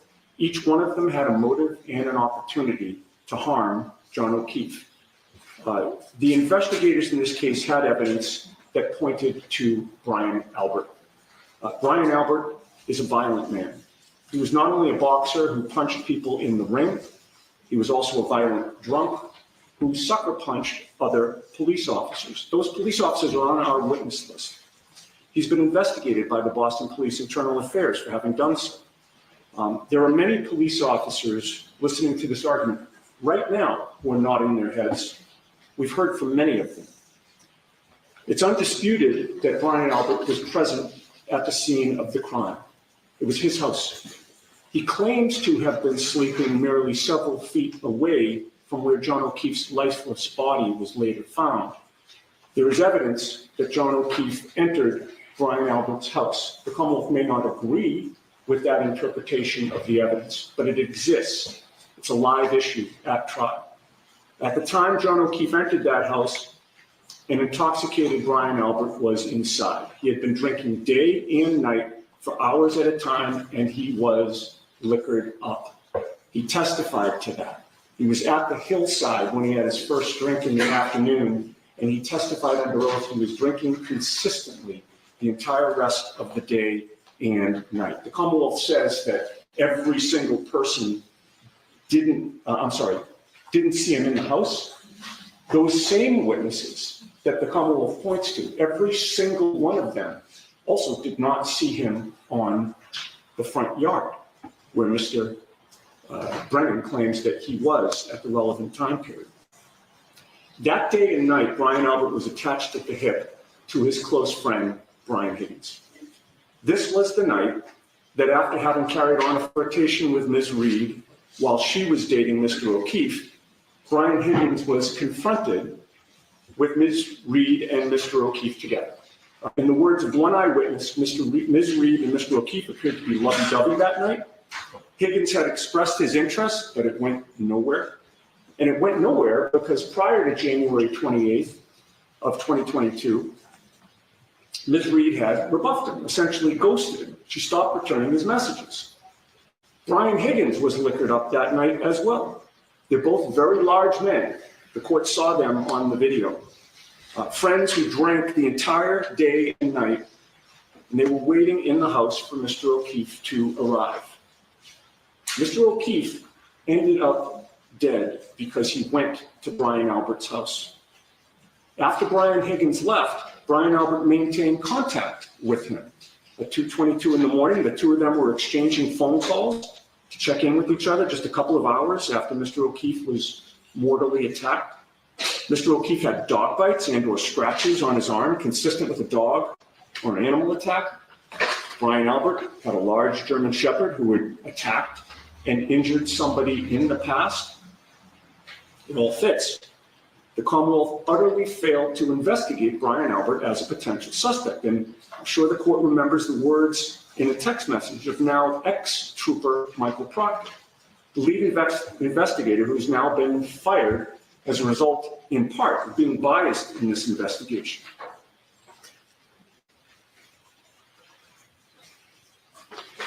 I would point out also that when Mr. O'Keefe was in the house, both Brian Albert and Brian Higgins were unaccounted for, according to the testimony. With regard to Michael Proctor's words, he was asked specifically if the homeowner would catch any grief for having a deceased person on his front yard, and Michael Proctor said, nope, the homeowner is a Boston cop too. The message was clear. If you're a suspect, you get fully investigated unless you're on the right side of the blue wall. If you're a police officer, you get a pass. Now, in addition to the 2:22 a.m. phone calls with Higgins, there's other consciousness of guilt evidence implicating Brian Albert. And I would note, this is not something that Mr. Brennan addressed in his argument. He didn't talk about the consciousness of guilt evidence. Despite a massive police presence on his front yard, just feet from his bedroom, Brian Albert never came out to speak with investigators. And it's worth noting, it's worth stressing that Brian Albert was a first responder. He chose to ignore his duty to help somebody in need and instead stayed in his bedroom. And Brian Albert's dog, the family dog, a member of the family for 7 years, Brian Albert got rid of the dog, shipped it to another state, only after it was made known in court that the defense was alleging that the dog had been involved in the attack on John O'Keefe. We showed photos of John O'Keefe's arm in a public hearing where it was clear to any unbiased observer that Mr. O'Keefe suffered those particular wounds from a dog or animal attack. Brian Albert responds to that allegation by essentially divorcing his family from their beloved dog, whom they had had for 7 years and certainly considered to be a member of the family. In the aftermath of John O'Keefe's death, Brian Albert went so far as to send that family member to another state. That's enough evidence to point to Brian Albert as a potential third-party culprit in this case. It's evidence that he had the motive, intent, and opportunity to hurt John O'Keefe. Brian Higgins is another potential third-party culprit. Like Brian Albert, Brian Higgins was present at the scene of the crime. He was there at the relevant time, in the house, again, unaccounted for, at the same time John O'Keefe would have been there. Brian Albert had cause to back up his friend, but it was Higgins himself who was the one who had been flirting with Ms. Reed in the weeks leading up to January 29th. He testified that she kissed him goodbye after they had watched an NFL playoff game at a get-together not long before January 29th. He testified that she had visited him at his apartment after that, but he acknowledged that their text exchange and all contact between them ended, and Ms. Reed was the one to end the contact. She stopped responding to him. She no longer gave him any attention. So we come to January 28th. Brian Higgins sees Ms. Reed in person, but she's not alone. She's instead with Mr. O'Keefe. Ms. Reed and Mr. O'Keefe are affectionate with each other that night, and Higgins is there to see it, as is Brian Albert. There's evidence that Mr. Higgins wants Mr. O'Keefe to come to the Alberts' house that night. In fact, he appears fixated on making sure that Mr. O'Keefe went there. In the waterfall video, Your Honor, you will see that Higgins motions to Mr. O'Keefe when they're leaving. And Higgins even texts him directly after that to make sure that he was coming. Then Higgins goes to the Albert home. John O'Keefe goes inside. Higgins is there waiting for him, with both the motive and now the opportunity to hurt John O'Keefe. Like Brian Albert, there's evidence of his consciousness of guilt as well. After a long day of driving and drinking, Higgins leaves Brian Albert's residence, does not go home. Instead, he goes to the Canton Police in the early morning hours. He initially claims he went there to do administrative work. He changed that testimony at trial to him going there to move a vehicle. But he's always maintained, including in the first trial, that he never called anyone. We've learned since that trial that Higgins is at the station on video making a phone call. So I suppose the question is, why did he lie about that? The jury in this trial should be entitled to consider the answer to that question. And of course, the police never investigated who he was calling or what he said or who was calling him. Then he goes home and he still stays up. And at 2:22 in the morning, he's speaking by phone with Brian Albert. And he claims that they didn't, but the phone records don't lie. And this notion that these two men are somehow able to butt dial and butt answer each other is just ridiculous. And there's more consciousness of guilt evidence with regard to Higgins. When he realizes that investigators might be interested in the contents of his phone to see what evidence might be on it, he demonstrates consciousness of guilt by getting rid of his SIM card and the phone itself. And how he got rid of it was extraordinary and demonstrates just how badly he wanted to keep that information out of the hands of investigators. He admitted to breaking the SIM card into and making a special trip to a military base to put this tiny object, the size of about a thumbnail, into a large dumpster. It wasn't enough to throw it in a waste paper basket or a trash bin outside the local Dunkin' Donuts. Instead, he went through security at a military base and secretly tossed this tiny broken SIM card into a dumpster. He made sure that investigators would never know what's on his phone, and he admitted to that at the first trial. And of course, the investigators in this case, including the lead investigator, former trooper Michael Proctor, never showed any interest in Higgins' phone. Higgins nonetheless accomplished his goal of keeping the contents of the phone out of the hands of the defense in this case. That's powerful evidence of motive, intent, opportunity, and consciousness of guilt of Brian Higgins. As Mr. Brennan acknowledges, all doubt should be resolved in favor of the admission of third-party culprit evidence, linking him to the harm caused to John O'Keefe. And finally, Colin Albert is a potential suspect. He had been in a feud with John O'Keefe. He'd thrown beer cans in his bushes, told him to F off. We have a good faith basis to claim that. This is the same Colin Albert who testified under oath he had never been in a fight in his life, yet there are videos of him clearly desperate to beat up others. The same Colin Albert who had scraped up knuckles just a few weeks after John O'Keefe's death. Those knuckles looked consistent with an attack on somebody. The photographs that Mr. Brennan references that were allegedly before that photo had no metadata. We can't confirm when those were taken. Mr. Brennan wants us to just accept the testimony that they were taken before the scraped up knuckles photo. We don't buy it. We don't think a jury will buy it. When John O'Keefe was found, he had two black eyes looking like he had been punched in the face. Colin Albert was at his uncle's house with both his uncle and Brian Higgins, disliking Mr. O'Keefe for a different reason, but disliking him nonetheless. And it's suspicious that Colin Albert's name was purposefully omitted out of the police reports. There was no indication in any police report provided to the defense in the first few months of this investigation that Colin Albert was anywhere close to 34 Fairview, his uncle's house, on January 29th. In fact, there's no indication in those police reports that Colin Albert even existed. Initially, we didn't even know who he was. But we found out when we sent a letter to Mr. Lally, while the case was still pending before a grand jury, notifying the Commonwealth that Colin Albert should be called as a witness before the grand jury. It was only after we sent that letter, notifying the prosecution that we were onto Colin Albert, that testimony was elicited that Colin Albert was indeed at 34 Fairview that night. The defense caused this to be revealed, not any investigator of this case. And there's obviously an inference that his name was kept out of the police reports to protect him. The same way Brian Albert is the only person listed in the initial report whose first name is not even spelled out. He's just listed as B. Albert with an incorrect address. There appeared to be a conscious effort of these investigators to hide third-party culprits from the defense. All of these men, Brian Albert, Brian Higgins, Colin Albert, were present at 34 Fairview the night that John O'Keefe was killed, and each had a motive, intent, and opportunity to cause him harm. Now, there are many cases, Your Honor, I know the court is aware of this, endorsing the admission of third-party culprit evidence.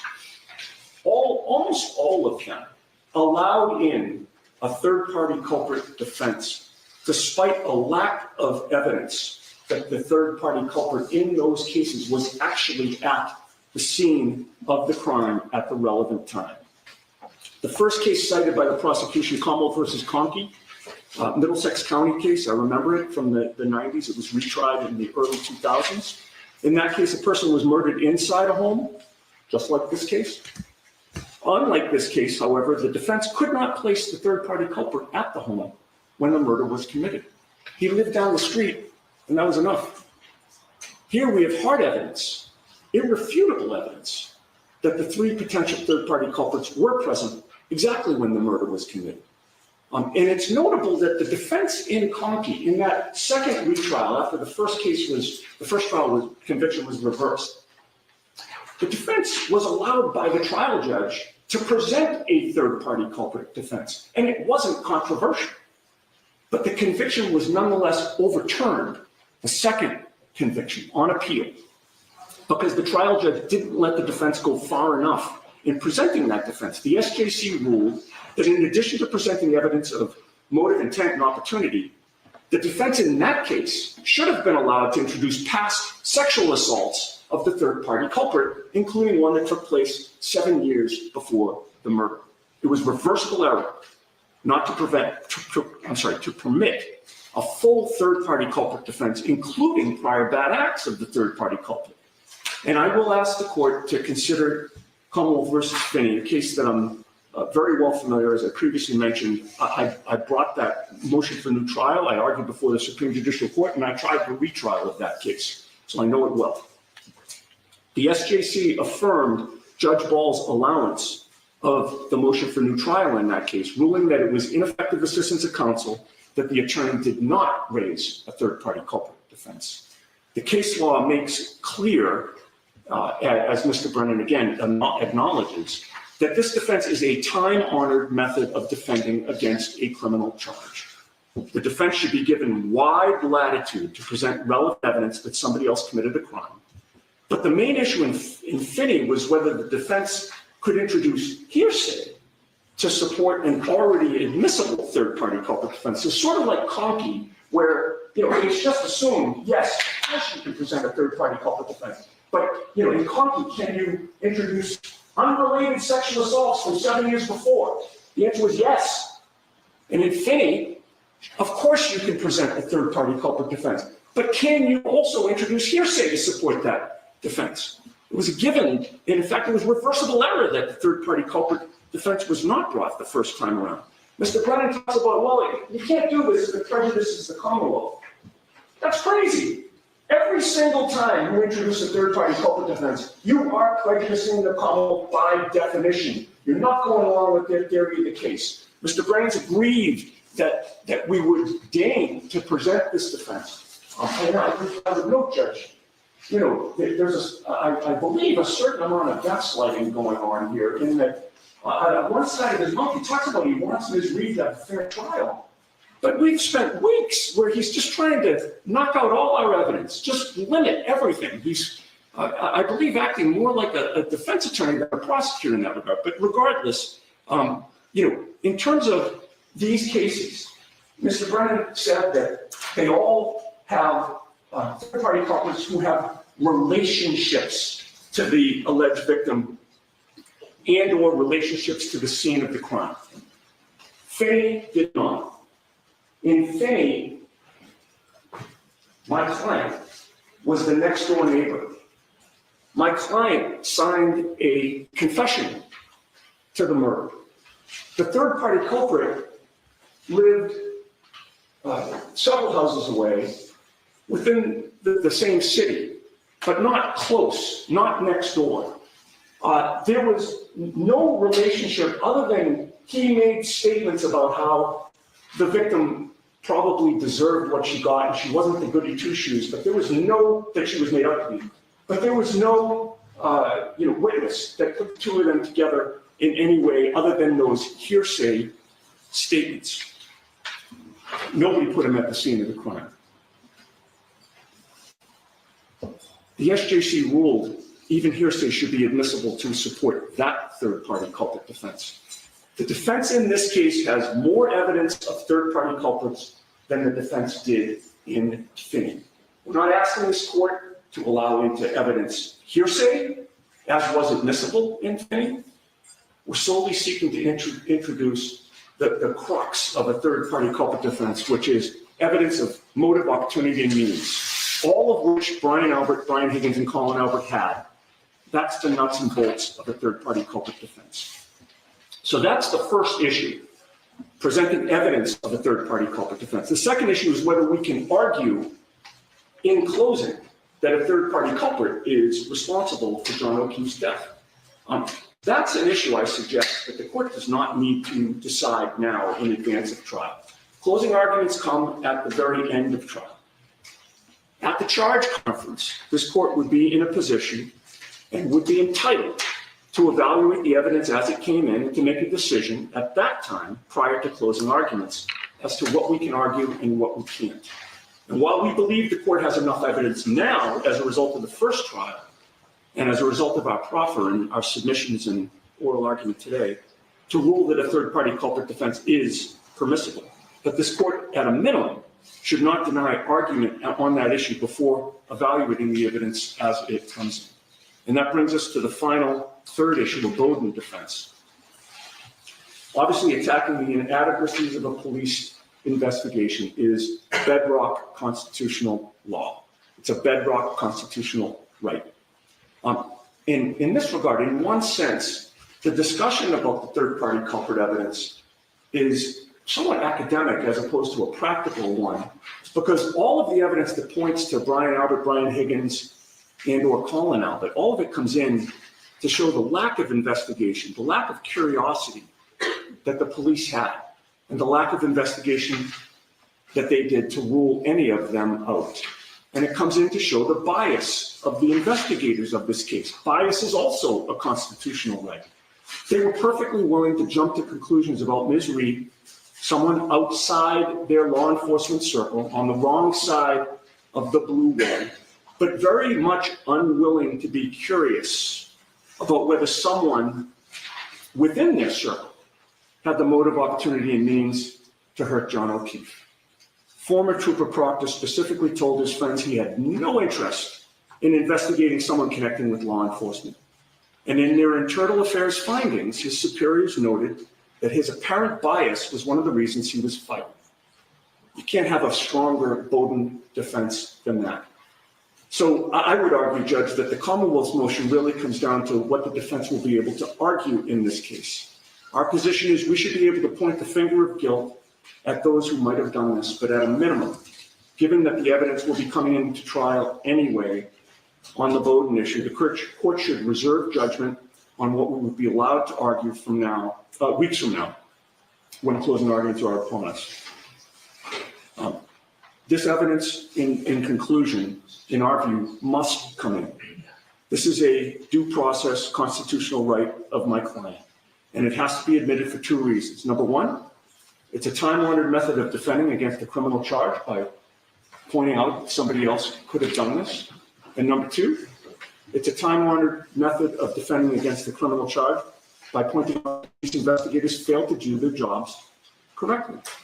We have a stronger third-party culprit evidence situation here than existed in either Conkey or Finney, and we assert it would be reversible error for this court to exclude this evidence. Unless the court has further questions, I would rest on my memorandum. Okay. Read.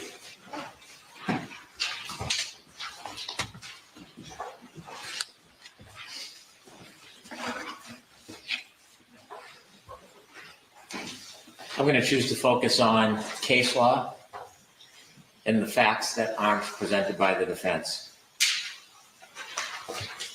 We see in their motion there's a grand claim that there's extraordinary evidence that John O'Keefe went into 34 Fairview that night. That is critical because there is no basis to accuse somebody of murdering another person if they don't have the opportunity.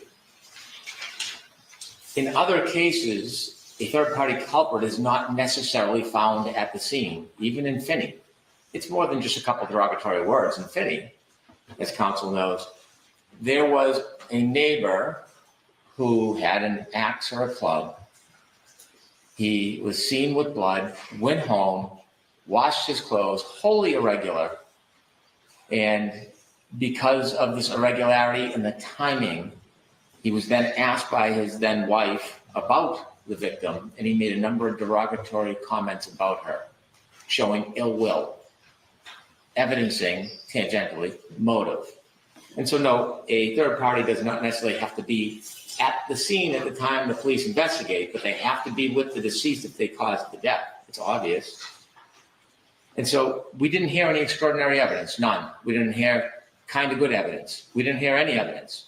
We just have the bald assertion that the data forensic evidence will show that he was in the house. It didn't, it doesn't, they don't have a proffer. So there is no opportunity to murder John O'Keefe when all the evidence points to him dying on the front lawn from an alleged collision.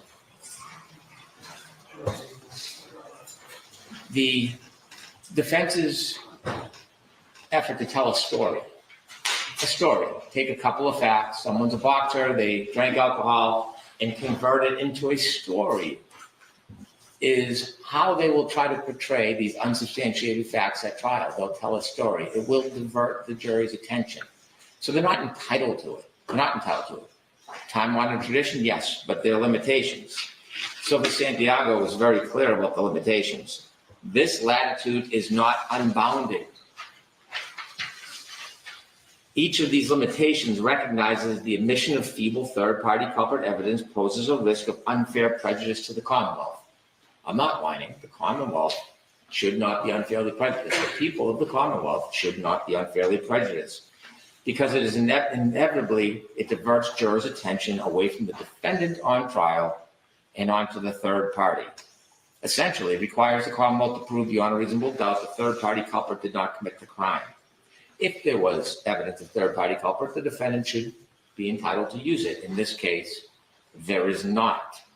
There is no motive. There is no motive. To suggest that one person was pining, although the text messages don't show that, they both stopped corresponding with each other days before.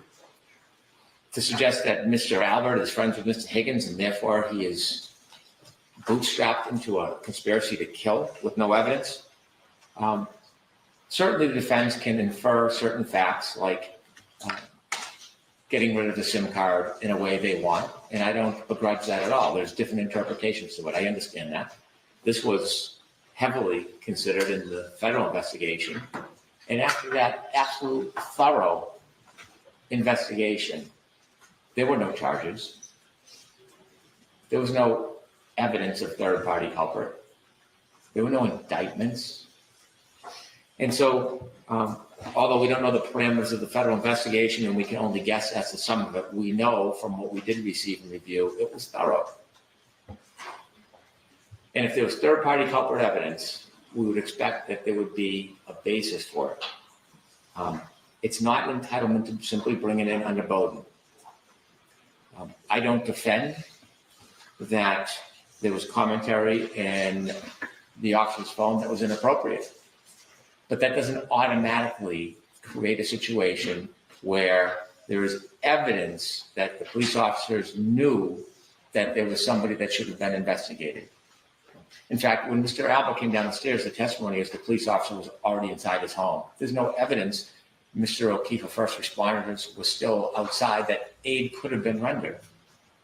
That is just, it's not only speculative, it's just piecing together different facts and telling a story.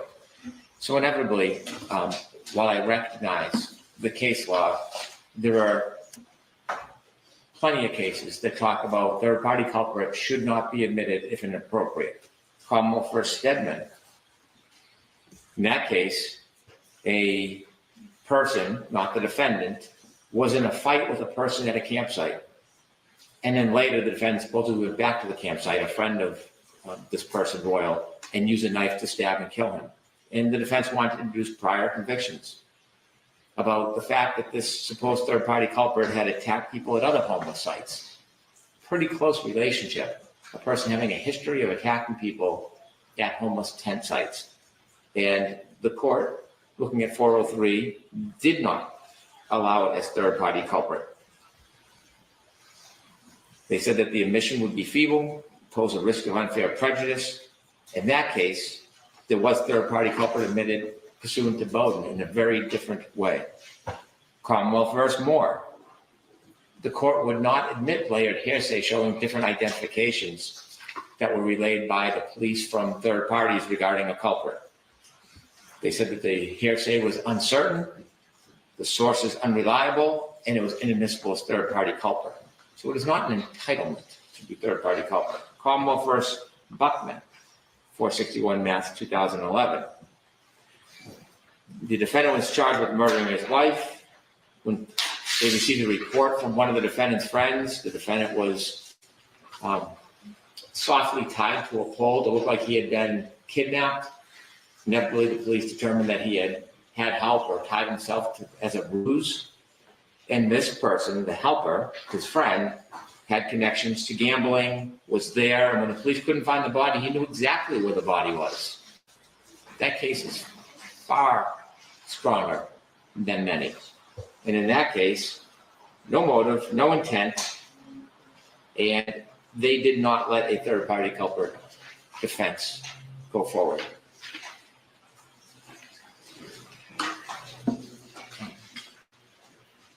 Facts suggesting that one side believes a person's telling the truth or not is not facts of third-party culprit. It's just not here in this case. And again, I iterate my position on denying the defense to cross-examine witnesses about these generalizations and these character attacks. I think it will mislead the jury, and it will become a total diversion for the jury. And I don't think the basis is anywhere close. It's feeble. Briefly respond. Thank you. First of all, Your Honor, speaking about the federal investigation when you were not a part of it, and talking about why a federal grand jury was convened, what they were investigating, what they found or didn't find, is complete speculation. It should not be a part of this argument. We don't know. It didn't prove anything. It's not as though they came up with a statement exonerating anyone. So that should not be considered by the court. With regard to the two cases that Mr. Brennan cited, you'll note that in one, he talked about the exclusion of hearsay evidence. There's a different standard when you want to introduce hearsay evidence as part of a third-party culprit defense. There need to be substantial connecting links to the crime itself. The court ruled in that case there weren't. In Finney, there were. And with regard to the other case, well, I'm sorry, that's with regard to hearsay. With regard to the other case, that was the exclusion of past assaults to show that somebody was violent. Again, Commonwealth v. Conkey is a case where they said, well, that should be, in addition to a normal or a regular third-party culprit defense, you should also be entitled to that evidence. So that's not very instructive. The other two things I just wanted to point out, because I did not mention them, Your Honor, is that Brian Albert also disposed of his phone, and we'll never know what was on that. That's further evidence of consciousness of guilt. And then an important point is that the plow driver, Mr. Loughran, went by the house at 3:30 in the morning and saw a Ford Edge parked in the very area where John O'Keefe's body was found. And we know from the evidence that the Alberts, both Brian Albert and Colin Albert, owned a Ford Edge. So that is in the mix as well. And unless the court has any questions, I would rest on that. Hi, thank you very much. Thank you. So let's go on to paper 620, the Commonwealth's motion for production of records regarding unsolved productions.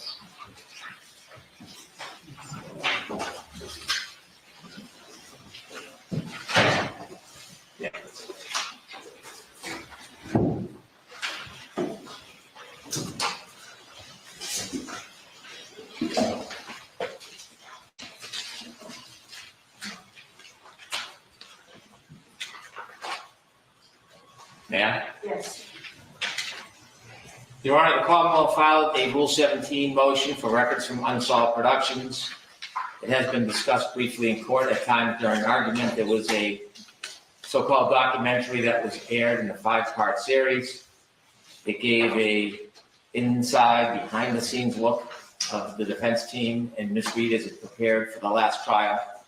This 5-part docuseries produces a number of statements from the defendant, many of them extraordinarily relevant, some of them from the Commonwealth's perspective extraordinarily incriminating, and many of them inconsistent with statements made publicly in the past, including Dateline 2020 into Gretchen Voss.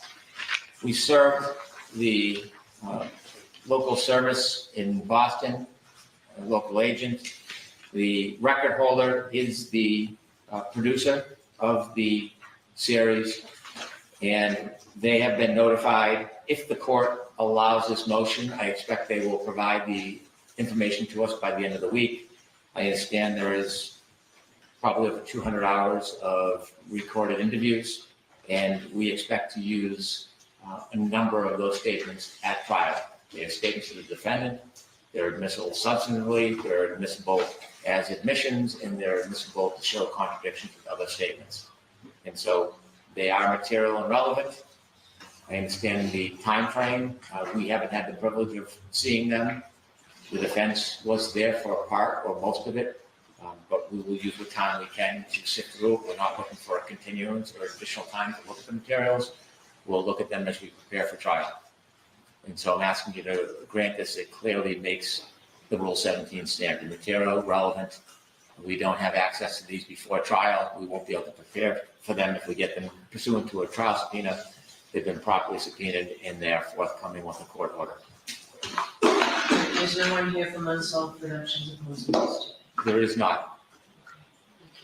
Does defense want to be heard at all? Your Honor, we're unaware of the communications back and forth between the Commonwealth and the production company. So we've not been privy to that. This is the first we're hearing of any communications that they've had with the production company. I think obviously in an abundance of caution, they should be given an opportunity to oppose if they wish. Nothing officially has been filed one way or the other. So we're not in a position to argue on their behalf, for sure. All right. So, we have 2 things left to discuss. I want to talk about general impoundment. We also have a Commonwealth motion regarding Mr. Yannetti's. Mr. Yannetti, it's 12:10. Which one do you want to go forward on first? Do you want to talk about the impoundment, or do you want this motion? I'm not going to do either of those. I understand, but do you have a preference what's done before lunch? All right, so let's do that motion. Commonwealth's motion to compel communications between the defendant and attorney. Still within the defendant's.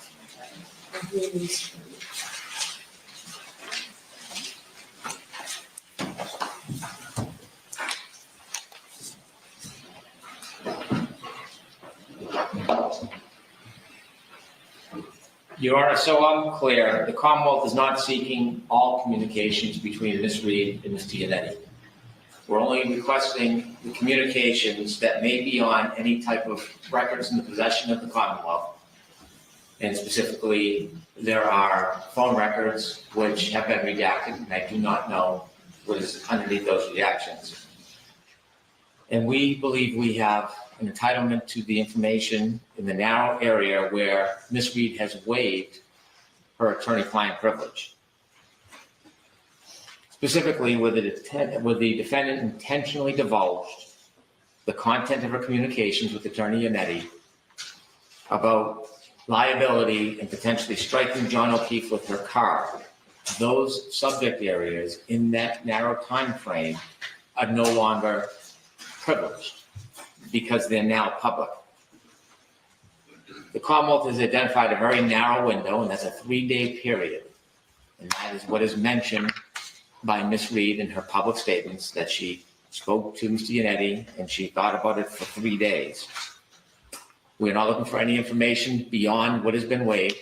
We're not looking for any information on collateral issues, and that's why we suggest that the court look at those records in camera, and the court makes the assessment whether or not the area in which where Ms. Reed waived her attorney-client privilege, whether any of those materials would similarly be waived because they are exactly related. This is made in good faith. Anything that is non-privileged is open to the public. It's not confidential. There are two communications that Ms. Reed made publicly that we assert waived the attorney-client privilege as it relates to that issue. Ms. Reed had an interview with Gretchen Voss on June 20th, 2023, and the transcript is page 105, line 23. She was asked the question by Ms. Voss, "You never said, did I hit him? I hit him." And the answer by Ms. Reed was, "I said, did I hit him? Question mark. And then, when I talked to David, now this is later, David said, Karen, if you incapacitated him in any way, there's culpability there. And I thought, all right, maybe this is what, maybe I said to my mother, just to go forward for a second, they were asking me, what was it like? Did they come out? What was the house like? Similarly,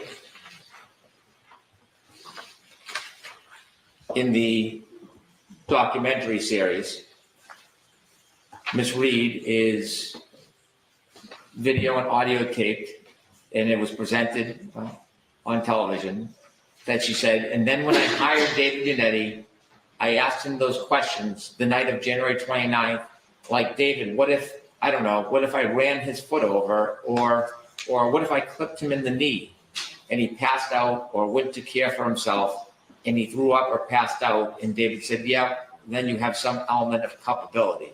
So that's how I thought about it for about 3 days. And so that is where I get the time period regarding these relevant statements, admissions by the defendant about her state of mind and her interaction with John O'Keefe in her vehicle. These statements were made during conversations that are obviously no longer protected or private or privileged. They're no longer confidential because they've been intentionally disseminated to the public. And so the defendant has voluntarily waived that privilege as to these communications in this subject area in that time period. And the key, Your Honor, is that it is the defendant herself who made the communications confidential. Even if it was inadvertent or overheard, it would still waive the privilege. This is entirely different. There can be no doubt that there was an intention to pierce that attorney-client privilege for whatever benefit the defense thought it gained them.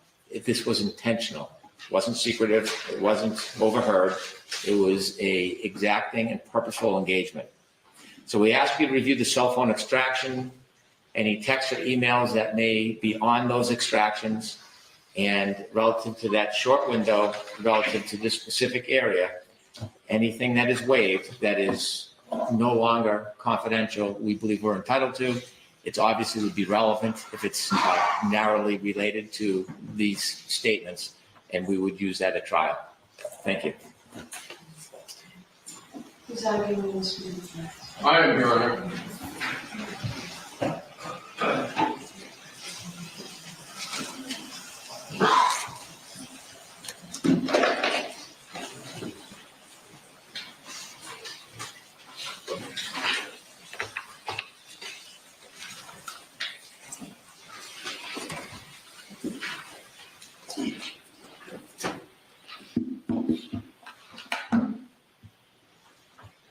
May it please the court.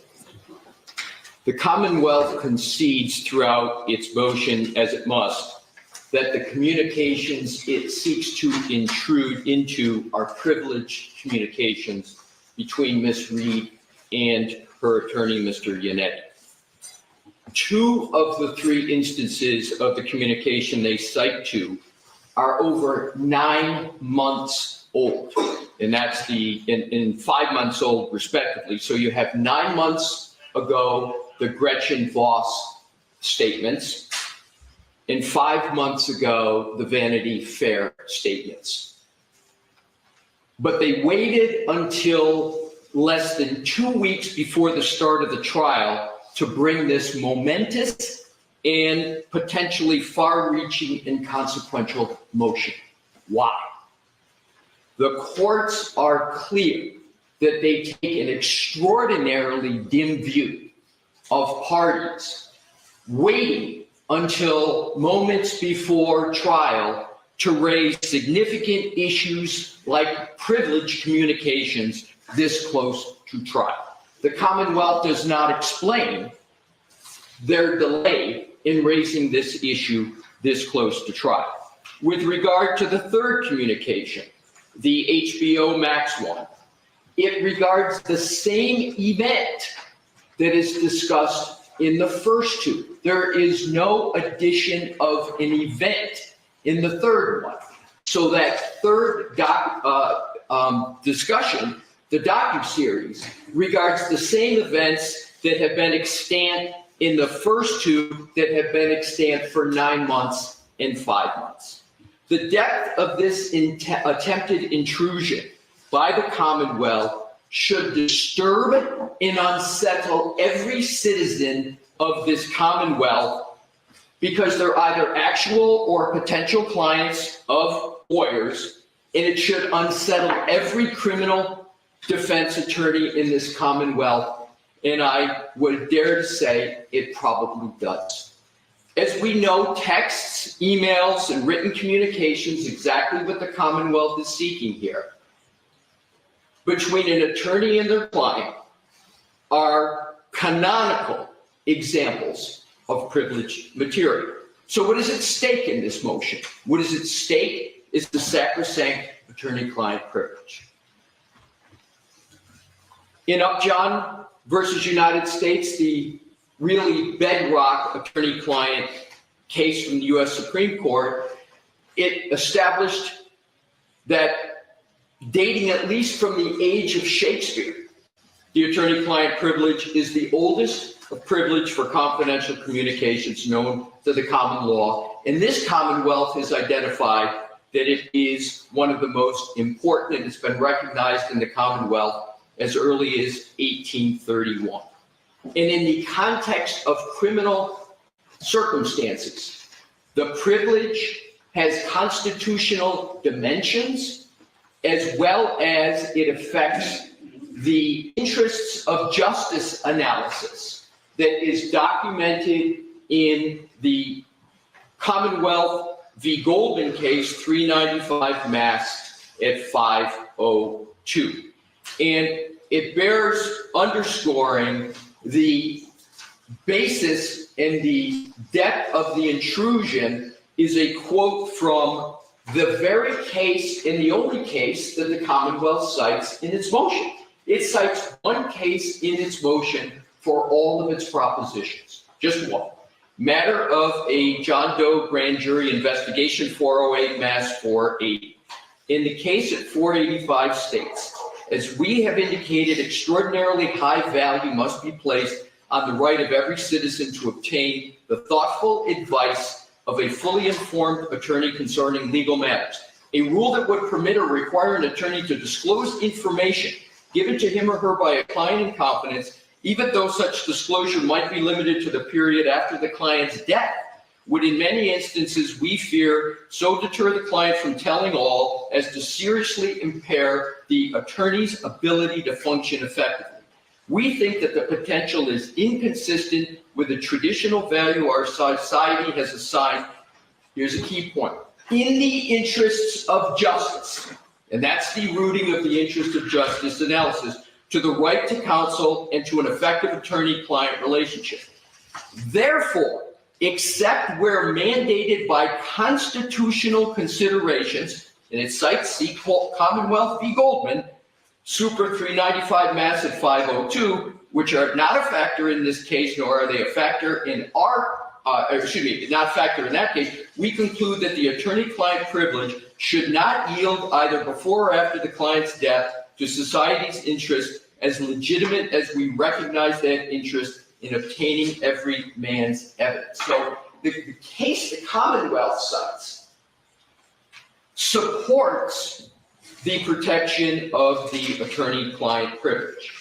With that law jurisprudential predicate in mind, I now turn to the statements at issue here and their import to that analysis. You know what, Mr. Leslie, I'm going to stop you. I understand the Commonwealth's argument regarding waiver. I understand that the request is narrowly tailored. I'm not going to give you this information, Mr. Brennan. I don't even think it's appropriate for me to ask, so the motion is denied. Thank you, Your Honor.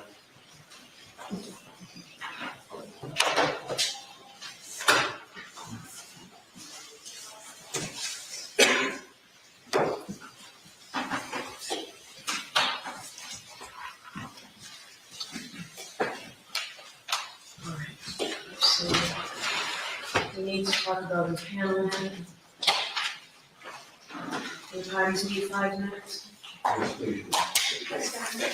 All right, so the court, please.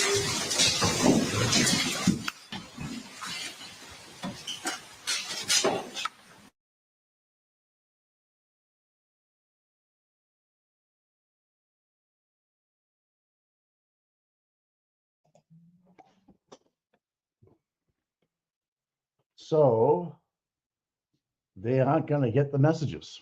Can you hear me, Mike? Yeah. Yeah. So you just don't bother wasting your breath. Denied. 3-2. Yep. 3-2. Yep. Don't bother getting up. We got this one. Nope. 3-2. Yep. Denied. Wow. Hey, that only has to do with attorney-client privilege, the most sacred thing next to friggin' marriage. I mean, come on. She was like, I'm gonna stop you right there, Mr. Brennan. Yeah, don't bother. Yeah, like, good for her. Good for fucking her, man. Like, you know, that was such a, like, just to even bring it up in the courtroom to try to get attorney-client privilege. And then if she approves it, they can use it against her for case law later on the line. You know what I mean? It'd be open to interpretation. Makes no sense why she'd want that out there. I mean, it makes no sense. No sense. I mean, he's just struggling, man. Like you said, people are saying he's desperate, dude. What else does he got? Right. What's he got? He's desperate. He's got nothing else. Right. He's got yeah. I can't believe he would even try that. I was like surprised, like, you know, and then I'm thinking to myself, I don't trust Bev in any which way, like, you know, like, so who knows what she's gonna do in any given trial day, right? You just don't know. But man, she's like literally letting everybody talk. She's not interrupting. She's letting it go. I mean, David Denetti put on a display. I mean, of third party culprit was awesome. Well, which I hope they get in. He's not going to stand up and put that out there when it's not necessarily something he can prove, right? That's correct. Absolutely. I agree with you 100%. Yep. Yeah.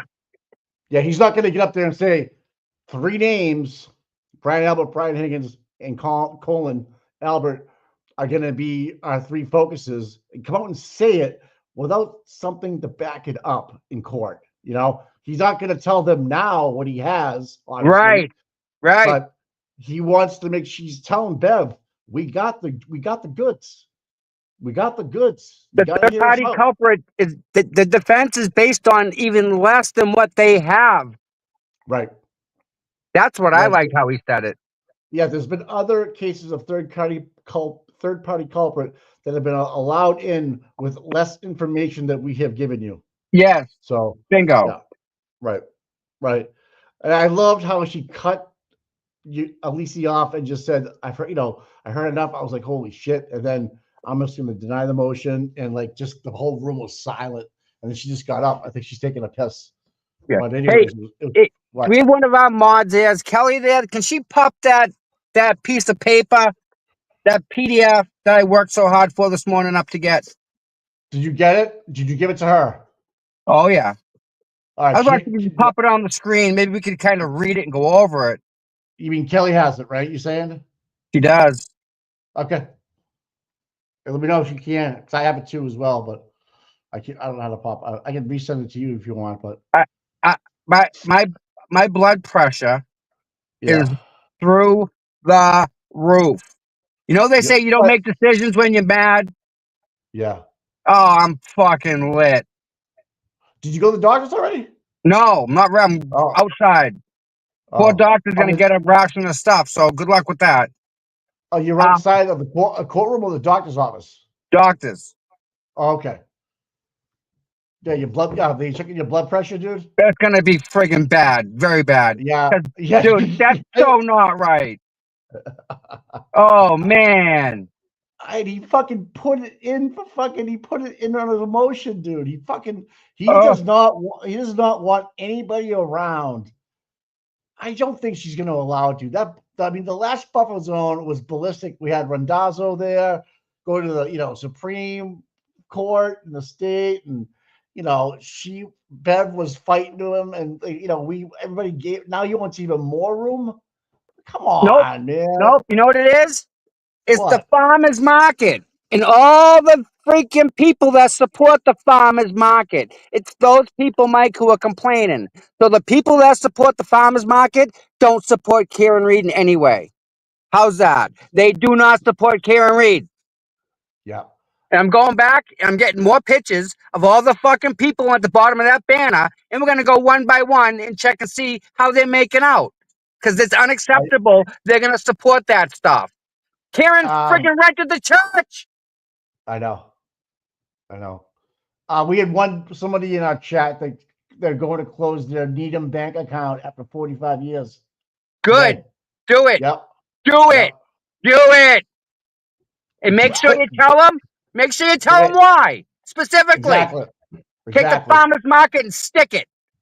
You can go on to Google Maps and go onto their locations and tell them how you feel. Tom, they're telling you to get a frap. I was going to buy something, but there was like worms in the apples and stuff, so I left them alone. Well, you can do whatever you want. I'm not telling you what to do, but spiders and the bananas and stuff. I don't want that. You can definitely put whatever you. I don't want put bugs from them. Yeah. No, I don't want that. And all I can say is this: is that they got more business because we were there. They sure did. It's like, what the fuck? No, this is wrong. No, this is wrong. Right. Well, Tom, nope. Anyone look down that banner? Sorry, you paid to be on that, my friends. You are absolutely behind Karen Reed not being there, and her supporters getting kicked down the road. You're the reason. Make sure you know that. You are the reason. Everyone on that banner, they're the reason. We're all getting kicked down the road. I don't know if we've got a ruling yet, but Linda, Linda, where's Linda? Linda, the high road, the high road. They haven't even paved it. We're making our own right now. That's true. But I can't believe he wants to push it back. It's like, what the fuck are you talking about, dude? Mike, they're complaining about the traffic. Right. When is there not traffic at that light? Oh, fuck, man. When is there not traffic? There's always traffic there, dude. And they're complaining about the freaking noise. How about the ambulances going by every hour? Right. So I guess I guess my point is this. So you would rather have everybody that's going to be at the standout for your 1 day a week, Wednesday, not even going in and participating in any part of what's going on there, and just have your local residents pull up and have a parking spot, as opposed to the masses coming in and buying a water, an apple, a banana, whatever. That seems like a fair move for you. I don't think so. Thank you, Kelly. Oh, I'm freaking lit. And you know what? With the amount of troopers that are out there, if anybody was drinking alcohol out of an open container, not only would one of the Karen Reed supporters say something to that person and ask them to fucking stop it off, they wouldn't get 2 swigs out of it, right? But the freaking stadies that are there 24/7 would absolutely love to arrest you and freaking show up. Hey, look what they're doing. It never happened. And they put it on paper. So you know what? All them people at the bottom of that banner, they don't support Karen Reed. They're all anti-Karen Reed. Every one of them Karen- people. You're gonna lie about us? Say we're drinking alcohol? Stick it. Take your fruit flies out of here. Beat it. Wow. I'm all What a bunch set. The high of road. assholes. Take the high road. Drinking alcohol on the premise. The traffic. The high road. Sorry. Private, No. private and tenant reserved parking spots were taken by protesters. Really? Noise Show me level. the show me the parking spot. Point it out. It doesn't exist. No such thing, Mike. Okay. Noise level and yelling of protesters was disturbing to children and camp, preschool music lessons, yoga studio, and non-retail businesses. They're all gonna need therapy with the noise we're gonna make. Businesses and organizations did not have enough staff to manage the crowds from keeping protesters off the property, patrolling the property. They were looking for something to buy, people. They're Mike, called shoppers. they're patrolling the property, keeping people off the property. No, you're not buying anything. Get off of here. You can't buy anything. Hey, Constant requests to use the bathrooms. Some protesters were aggressive when denied use. Okay, that's hearsay. okay. Customers stayed away from business, causing loss of customers stayed away from businesses, causing loss of revenue. Hey, you know what? You know what? I'm gonna make that come true. I'm gonna fucking make that one come true. I'm good. Be careful. No. Bus from South. Hey, listen to this one. Bus from South Shore had aggressive people. I don't know what that means. Mike. Protesters were confrontational and aggressive in local businesses. Oh, okay. Staff at businesses didn't feel comfortable alone, needed supplemental staff, increasing burden of business. Are you kidding me? Students and families that feel comfortable attending while protests through the area. Staff and business were frustrated, afraid of optics, or targeted staff when asking protesters to leave the property. Protesters drinking alcohol on property. Even food deliveries to protests on the sidewalk were disruptive. 3 p.m. Karen Reed walk spot was disruptive and made traffic worse. Businesses on Pearl Street were severely affected. Oh my! Even those who managed to attend the classes have been disrupted by constant honking from passing cars and noise in the protests. Oh my God! Protesters with tents, chairs, coolers, sidewalk, blocked sidewalks.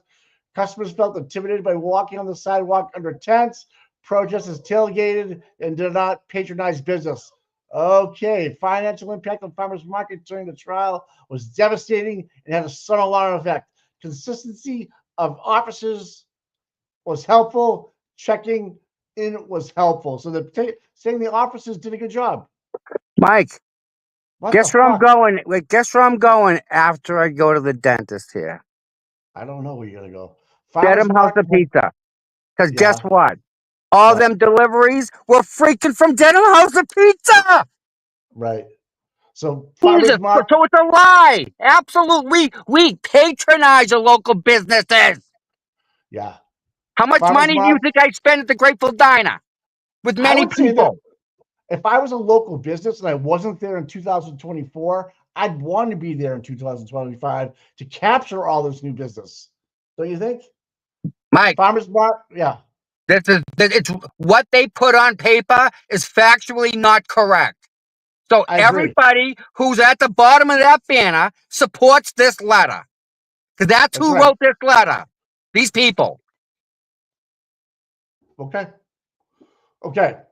Farmers Market had very few customers during the trial, affecting the vendors at small business owners. Show me the numbers from 23 to 24, please. I'll give you a better answer on that one. But other than that, that's bullshit. Requests from the businesses. Would it be possible to relocate the protesters further away from Pearl Street businesses and close to court? Maybe in Dedham Common. We reserve some spots on the street. Could we reserve some spots on the street for local businesses during the trial? Mike, stop. Okay. Yeah. Where we are in front of the church, okay, there is no businesses on that because it's zoned residential. There's no businesses. So what are they referring about businesses? What, like, read that again? Because there's no business from the intersection to Pearl Street, I think. Right. So they want. Would it be possible to relocate the protesters from further away from Pearl Street and businesses close to court, maybe to the Denham Common? So any business, yeah. Is Pearl Street on the right-hand side or the left-hand side? I don't know, but we're back in court, bro. Okay. All right.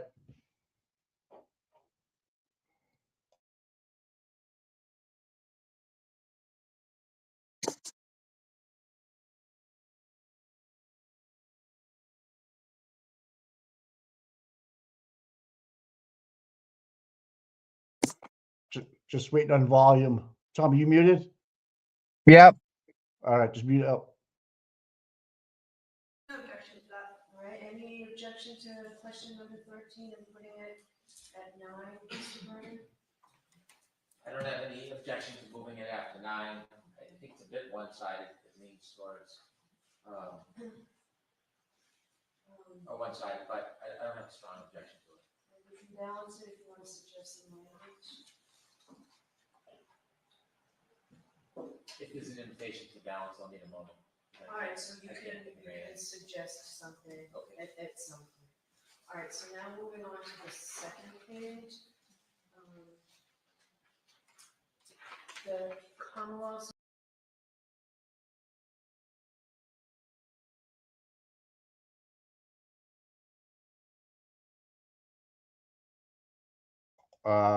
We just lost Oh, it. what happened? I don't know. Girls are probably working on it.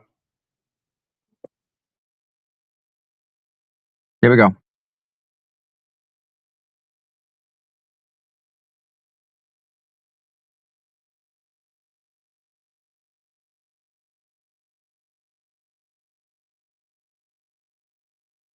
Just no volume. Of trying to have additional space for more helpful questions, we just decided to exclude it. All right, I think we'll keep it. There's one I do want to get rid of that caused problems last time, but we'll talk about that. All right, so thank you. So, question number 23 on the defense. Does the Commonwealth object to that question? I think it needs to be tweaked at the least. We do. All right, so what's the objection? I think the question, the way it's written, invites a juror to potentially not follow the judge's instruction. And so I understand the attempt, the idea of it, the germ of it, but the way it's written, it invites, I think, a jury to, or a juror to usurp what their role is. And what do you say, Ms. Riddle? I think if we just tweak the language a bit, I mean, we're happy to hear some proposals from the DA as to sort of the particular issue they have with this question. But I do think the question about the judge's instruction regarding, you're entitled to your own independent individual verdicts. So they're always told that their verdict must be their own. So there's language in there's probably language in my preliminary instructions, there's language in the charge, certainly. So if it mirrors that language, I don't have a problem with it. Otherwise, I might. So we can mirror talk to each other the about court's that. charge. All right, so. We would agree to that as well. Okay, thank you. Number 25 in defendants. If you had to vote today on whether Ms. Reed is guilty or not guilty of the crimes charged, what would your vote be? I tell them throughout the trial, they're not to speculate, they're not to make up their minds until all the evidence is in. I'm not going to even suggest that this is appropriate. So I'm not going to include that. There are enough questions on reasonable doubt, presumption of innocence, and defendant not testifying. So that's out. So the question, also, is there any reason why you do or do not want to serve on this jury?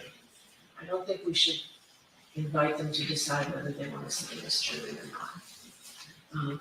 I think we did give this last time. I don't know what the responses were. Does anybody have any information on that for me?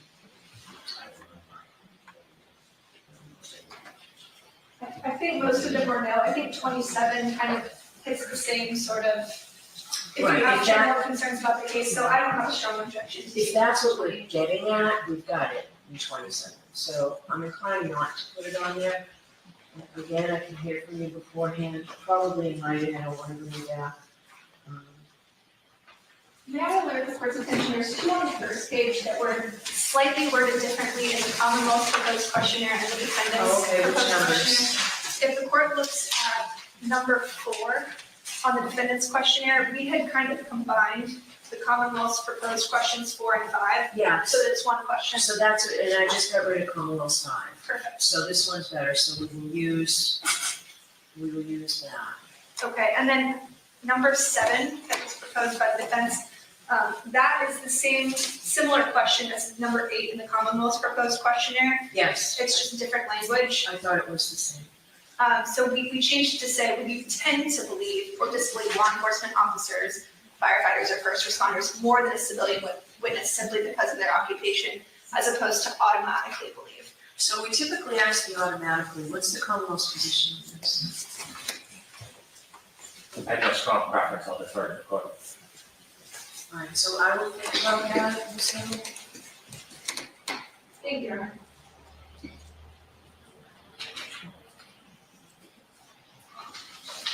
All right, so the question that I don't like, and you may remember, causes a lot of jurors to say, I have no idea what you're talking about. 21 on the Commonwealth's, 20 on the defense. So you may find the defendant guilty based on circumstantial evidence, but you cannot find the defendant guilty based on speculation, guesswork, or surmise. Is it difficult for you to understand the difference between circumstantial evidence, speculation, guesswork, and surmise? I'm sorry, can you repeat that? It's your number 20. I'm not gonna read it here.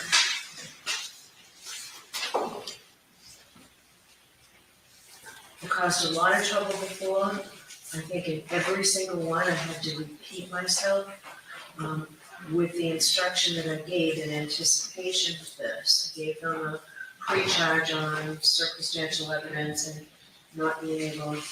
Yes, just the way that it's phrased in the Commonwealth's questionnaire makes it seem that the Commonwealth doesn't have to meet their burden of proof. I think it should be omitted completely. I have no issue with that, it's just the way that it's phrased in the Commonwealth's questionnaire. It's too confusing in my mind. Okay, they took out, if you remember, it took out an inordinate amount of time, virtually every single job. We have no problem with that. All right, so that would be omitted. All right, so that's that. Ms. McLaughlin, I think you said, and I think I cut you off the other day, that the third page was right from Chisholm. I reread Chisholm on 95 pages of it the other day, and I didn't see it. Where does this third page come from? The publicity. The questions come from Chisholm, that were asked in the juror questionnaire. The other, some of the other cases, questions were part of the juror questionnaire in the prior trial that just moved over to this page. So this page dealt with a questionnaire exclusively of pretrial publicity. Okay.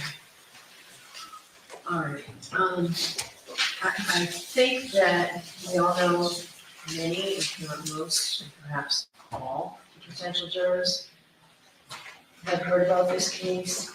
Giving them the opportunity to write the details that they would call down may take an awful lot of time and space that we don't have on this form, and frankly, I don't think we have. So what are your positions on, what's your position on 3? Your Honor, if I may, I can just hand up the excerpt from the Chisholm case that outlines it.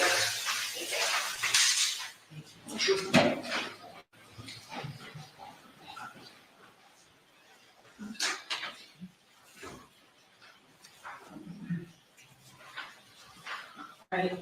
I'm not sure 2 lines are enough space for it, frankly.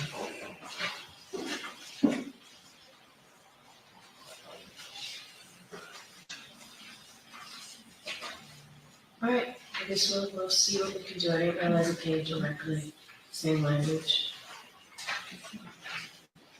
Okay, looks like we're giving this third page of the questionnaire. Yes, Mr. Chairman. Your Honor, I want to bring the court's attention something about, the court counsel just discussed question number 7. Could I ask the court to direct its attention to All right, question? which page? Sorry, Current page or previous page? the defendant's questionnaire on the first page. That was the question. I think the court's going to consider whether to use the word automatic or tend to. Yeah. I believe that should be broken into two questions. It doesn't tell us anything. For instance, the way it's written in the disjunctive, would you tend to believe or disbelieve law enforcement officers, firefighters, first responders, more than civilian witnesses, just simply because of their occupation? If someone says yes, we don't know if that's believe or to disbelieve. So I think if we just break it into two questions and now we've got the space to do it, that would be more instructive. Why does it matter if it's an automatic? I'm not worried about the automatic part, it's the believe or disbelieve. That's the part that doesn't help us. Right, so if it's automatic, simply because of a person's occupation, this juror would automatically either believe or automatically disbelieve. How does it make that person a juror? Why do you need it? Because that tells us, it would instruct me at least, it would enlighten me on how to further question that juror. If someone says, well, I'd automatically disbelieve police officers, or I'd automatically believe police officers. Those are two very different mindsets. So I understand that. I'll consider it. I think we keep it as one, and then if they say yes, we inquire. Okay. Maybe. Let me see. Okay, thank you. All right, so it looks like we have the third page as well. I think,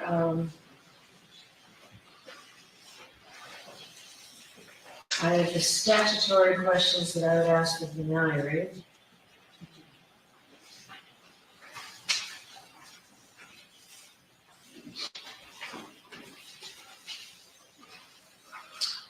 If we take that question that Mr. Jackson just talked about, I can ask each individual juror, if I use the tend language, if the testimony were in conflict, would you tend to believe the testimony of a police officer more than any other witness simply because he or she is a police officer? And then conversely, would you tend to disbelieve a police officer simply because he or she is a police officer? I typically do that at sidebar in every case, asked exactly like that. So it makes more sense to me that we do it that way rather than a questionnaire, but if you want it on the questionnaire, we'll see as it is. So what's your thought, Ms. Lynn? That would be the defendant's preference. Do you care, Mr. Brennan?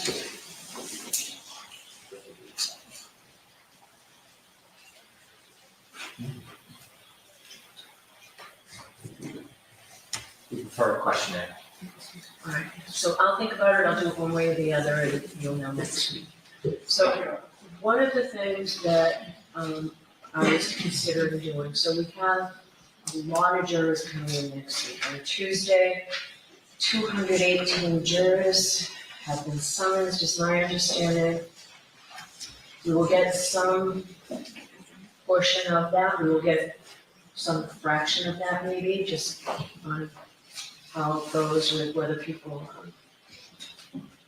are here and available to testify on that date, to serve as jurors. So say we get like 150 or 175 jurors. I have my remarks to sort of just direct them to what their job is, as you remember, and then I leave when I give them the questionnaires. My guess is for the jurors to fill out this questionnaire, have the questionnaires collected and copied, might take an hour and a half or 2 hours if we have a really large number of people. What I intend to do, at least on Tuesday, is have all the jurors fill out the questionnaire, however long it takes. And depending on how many jurors we have and what time it is, maybe take 50 of the last jurors or so, send them home and have them come back the next day at 11 o'clock. If we've got fantastic court security here, hopefully we've got a courtroom to keep people in. There are a lot of things we have to juggle to get this done, and I don't want to waste jurors' time. So I would send them home, have them come back the next day at like 11, so that then the next day's jurors at 11 o'clock can spend that hour and a half, 2 hour process, filling out the forms, having them copied, given to counsel, and we can continue on with those jurors. So it's something we can decide on Tuesday when we see how many people are here, how many jurors we get, how many jurors the district court needs. But is that a process that you would be willing to do? Mr. Brennan? Of course, no objection. All right, so we'll try and figure out something that way to get to get things moving that way. All right, the list of witnesses, you both have a list of witnesses. I told you you needed to combine them so that I can read that to the jury and the statement of the case to the jury. Do you have that yet? We have not combined them. All right, so I need you to look at that, and a statement of the case to read to the jurors. It's all part of the final trial conference. So I should have had it last week. So I need that by Thursday. Is there anything else we need to discuss today? There's still a few outstanding issues. One is ARPA. And Where do you stand with discovery on that? I received some TUI letters last night. It is not the information I was seeking from my motion that was allowed by the court. And so I have grave concerns about waiting till the day before their testimony to pursue the other discovery that I think I'm entitled to. What do you say, Mr. Jackson? Your Honor, I do not know what Mr. Brennan is referring to with regard to what he's looking for and grave concerns. The hyperbole is unnecessary. So there was a motion allowed, so that should be able to, there was a motion for the discovery allowed a while back. It So was. that should narrow, Right. right? Pardon me? That should narrow things. It does, and we have not, I attempted to confer this morning with Mr. Brennan, and my recommendation to the court would be for us to confer further, because I just don't understand what he thinks is out there, but we haven't conferred fully either. Okay, all right, so do that, we can address this next week. I think we're going to have plenty of time to sort of tie up loose ends during the impanelment process, because I think it's going to take a very long time to get a jury. Understood. And I expect we'll file a response to a proposed expert who received a report last night. And I didn't receive it until later, which I want to have a chance to respond to. And Your Honor, if I could, please, one more item when it's appropriate for Your Honor. That's okay, go ahead. Thank you. We did receive the, Your Honor may recall the argument over Dr. Welcher in Your Honor's direction, request, and then the assent of the Commonwealth that they would redo what they had provided, that 140 slide presentation. We did receive that, but we received a lot of other material in addition to that, huge megabytes. I haven't even been able to open it up. It takes so long to open it up. I respectfully request that we, Your Honor, grant us please 2 more days than what we had to take a look at that, because it's just taken an extraordinary amount of time.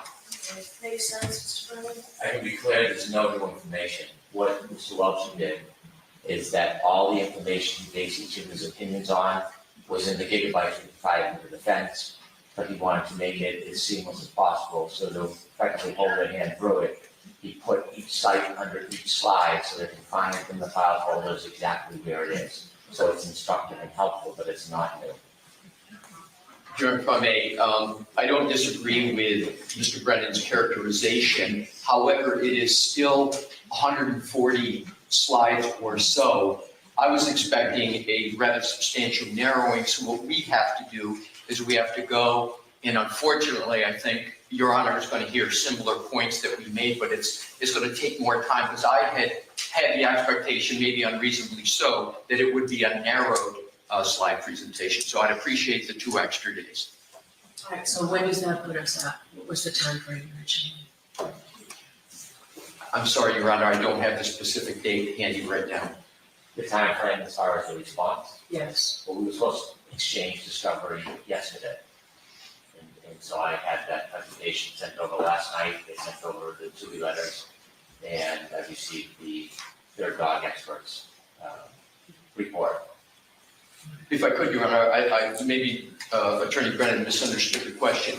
He is correct that he provided us with the presentation last night, but the question, I believe, Your Honor, was when was our time? Because Your Honor had given us time to respond, and I apologize, I don't have that date, but what I'm just asking for is 2 more days. Your Honor, but I don't think I gave it to you.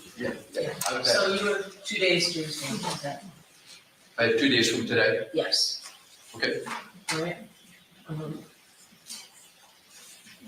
So there are a few matters outstanding. I will have the decision on the motion to dismiss should by the end of the day, buffer zone, probably by the end of the day. And I'll get everything else done as quickly as possible. All right, anything else? The only other thing is the logistical issue as it pertains to both the voir dire process as well as during the trial. I wanted to ask the court if there was a mechanism by which Ms. Reed could have at counsel table some sort of an earpiece or headphones or something that's slaved to a microphone up at the bench at sidebar so that she can listen in on both. It's very. I want to avoid that if possible. It's clunky. Especially during the voir dire process. I think it would be uncomfortable, and quite frankly, I think it would be a little inappropriate to have jurors with Ms. Reed standing right there with them and with us. It's done all the time. It makes sense all the time. It may be something you're choosing not to do, but she has every right to be there at sidebar. So you say you don't want that, you want some accommodation. I don't know if we can do it without the accommodation. We could.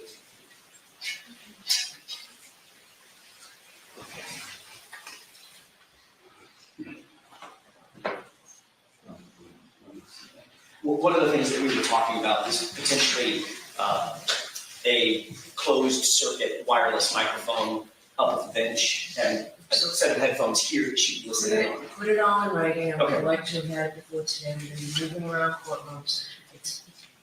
It may not be able to happen. Okay. All right, so the alternative is she can come to sidebar for any sidebar discussion, impanelment, whatever. It's her absolute right. If she chooses not to do so, I'm going to need you to tell me that. I'll put something in writing and perhaps I've got the plan in the back of my head. I'll put it in writing. We have a lot of different equipment that we need to make sure has priority. It's in the courthouse, so I'm not very hopeful that we can accomplish this in the next few days. Okay, well, thank you for entertaining. All right, one thing, when we get the juror questionnaires, the supplemental juror questionnaires that we talked about, and I need you both know what our decision is here, other than the 10-2 versus automatic. Let's go with 10-2. And I can either do that at sidebar or in the form. What I'd like you to consider, and lawyers have done this in other cases that I've had, is if there are answers that are clearly what you believe would both sides agree jurors excused for cause. In an effort to be able to go through this vast amount of jurors that the jury commissioner's office was kind enough to summon in for us, if things stand out to you, it would be ideal if you could agree that jurors number 8, 12, and 16, both sides agree should be excused for cause based on the supplemental questionnaires. It would be very helpful if we could do that. And maybe keep a running sheet that would be a joint proposal to excuse these jurors for cause. It may happen when you look through the questionnaires on folks that we sent home to have them come back the next day, to just call 5 people, the court officers call them and tell them not to come in based on their questionnaires. So please think about that. It makes sense to me. It was very helpful when lawyers were able to get along well enough to do that in a case that we tried, that we had changed venues on, because of the pretrial history also. All right, anything else? No, thank you.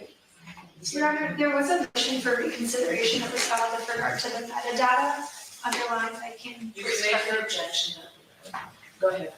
I just wanted to make sure that the court saw that motion and it was filed. I don't know if the court wants to hear a oral argument, I'm happy to do that, but we just wanted to make sure that that gets decided. Okay.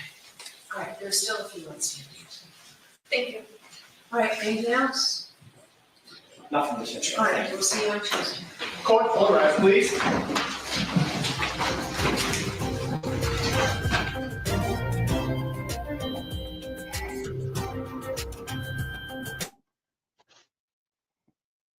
Boom.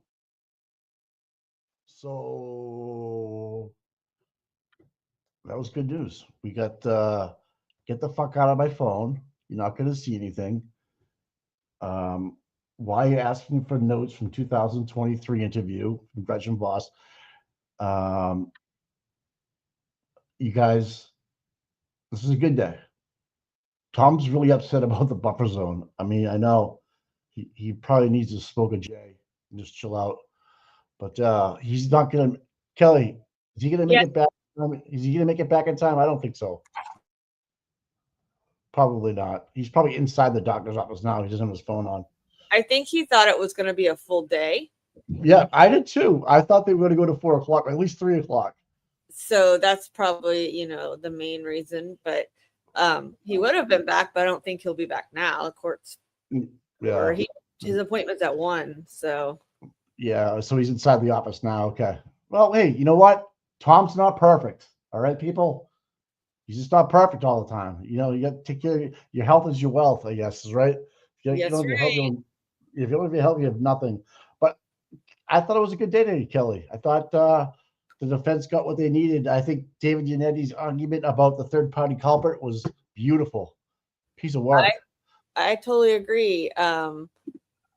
Besides the sound issue in the beginning, that was because StreamYard decided to cut my audio completely.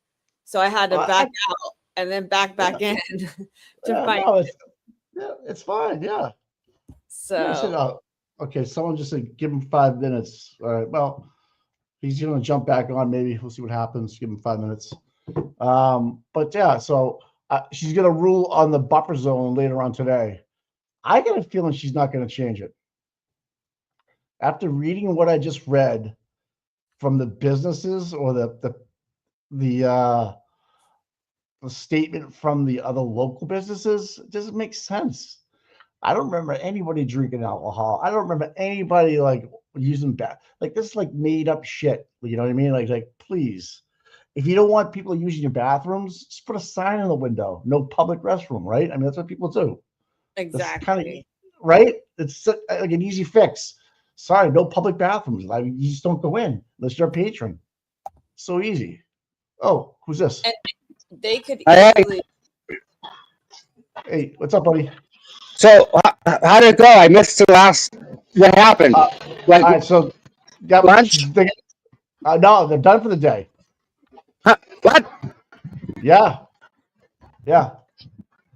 Did they get anything accomplished, or she just what? Yeah, so they're not getting into Yanetti's phone. No.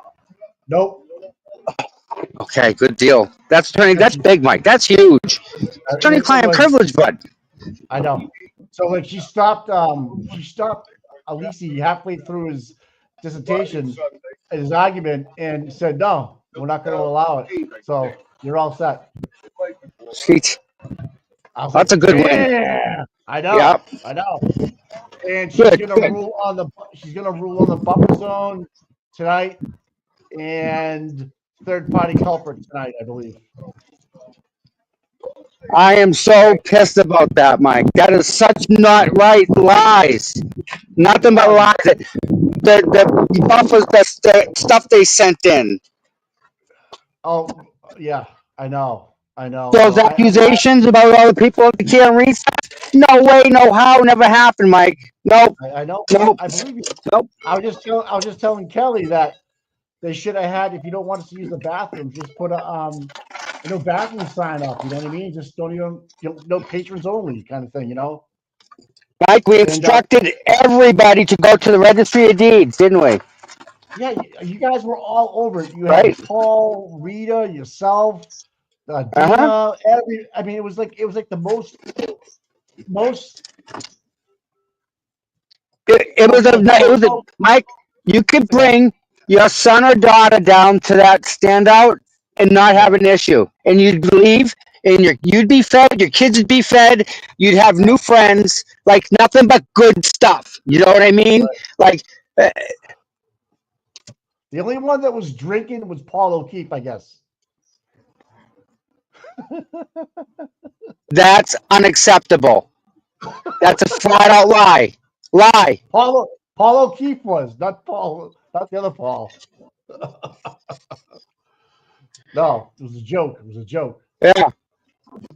But Mike, we all really tried hard to not have that stuff happen. That was not the environment that we conveyed or wanted to convey in any way. And to do that disparages everything that we did together as a group about keeping the place clean, going where we're supposed to, telling everybody the rules. come on, no way. I'm not allowing that to fly. Not letting it. It's wrong. And the people that support that, they're anti-Karen Reed. Every freaking business. We're gonna have fun with these people. Yep. Hey, it's America, right? Everyone's got their right. Yep. And Yep, to but even to sign your name to anything that's blatantly lies, Mike, I have it all on video. I got it. I got what do you want me to pull up to prove that they're wrong? Right. Right.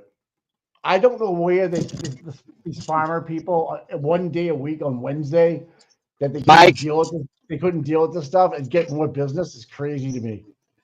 Mike. So you're gonna what's up? When Nick Rocco can raise $5,000 in a half an hour, I'm pretty sure the people that go by that farmers market are contributing to it, whether they would not otherwise if it wasn't for the Karen Reed trial and them being there. Right. Right. That's fact. I watched it. Cindy, Cindy bought stuff there, Mike. She was telling me this morning. Right. Right. Right. She wouldn't have bought that. And you know what? How much money do I spend at the Grateful Diner? Let's ask them about a business, right? You should. Yeah, you should, man. Yeah. No, I'm going to, Mike. Oh, I'm gonna. They have no problem going on camera. They're nice people. Yep. That's just not, Mike. It's not right. You just don't disparage everyone in their hard work. Mike, we were out there in the freaking hot, cold, the rain. Oh, did it rain, Mike? Oh my God, it poured so hard one day. The hotness, the heat, and we all did the right thing every single day. So for what they're referring to, anything in that letter is flat out wrong. All right, so she hasn't ruled on it yet, so we have to kind of like. Do you think she's going to move for it? So I like the fact that we don't get to rebut any of those statements. So that means, right, I can now write a letter in regards to somebody that, like the church, not playing along. I can complain about them, or I can complain about that school across the street or whatever it is. Right. Like what? I can do what? They're teaching kids. I'm complaining about that. Well, come on, really? Right. It's just like we all worked so hard to do the right thing, and we did. And anything other than props for what everyone did together is not right. It's just not right. That's worse than what they're doing to Karen. Well, let her. I mean, she didn't seem like she was like really stuck. Like she didn't really take any objections or to the zone. Like she just will take it under advisement. I'll make a ruling today. I feel like the last year, how she battled for the buffer zone and how we took it to the Supreme Court, and I think she's going to leave it alone. I really do.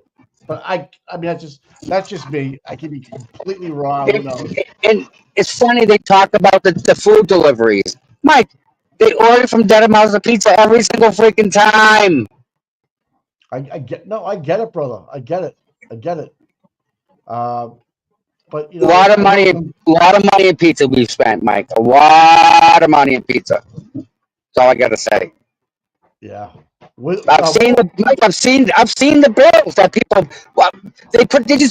I want this many pizzas, bring them here now, and they pay for it with their own money.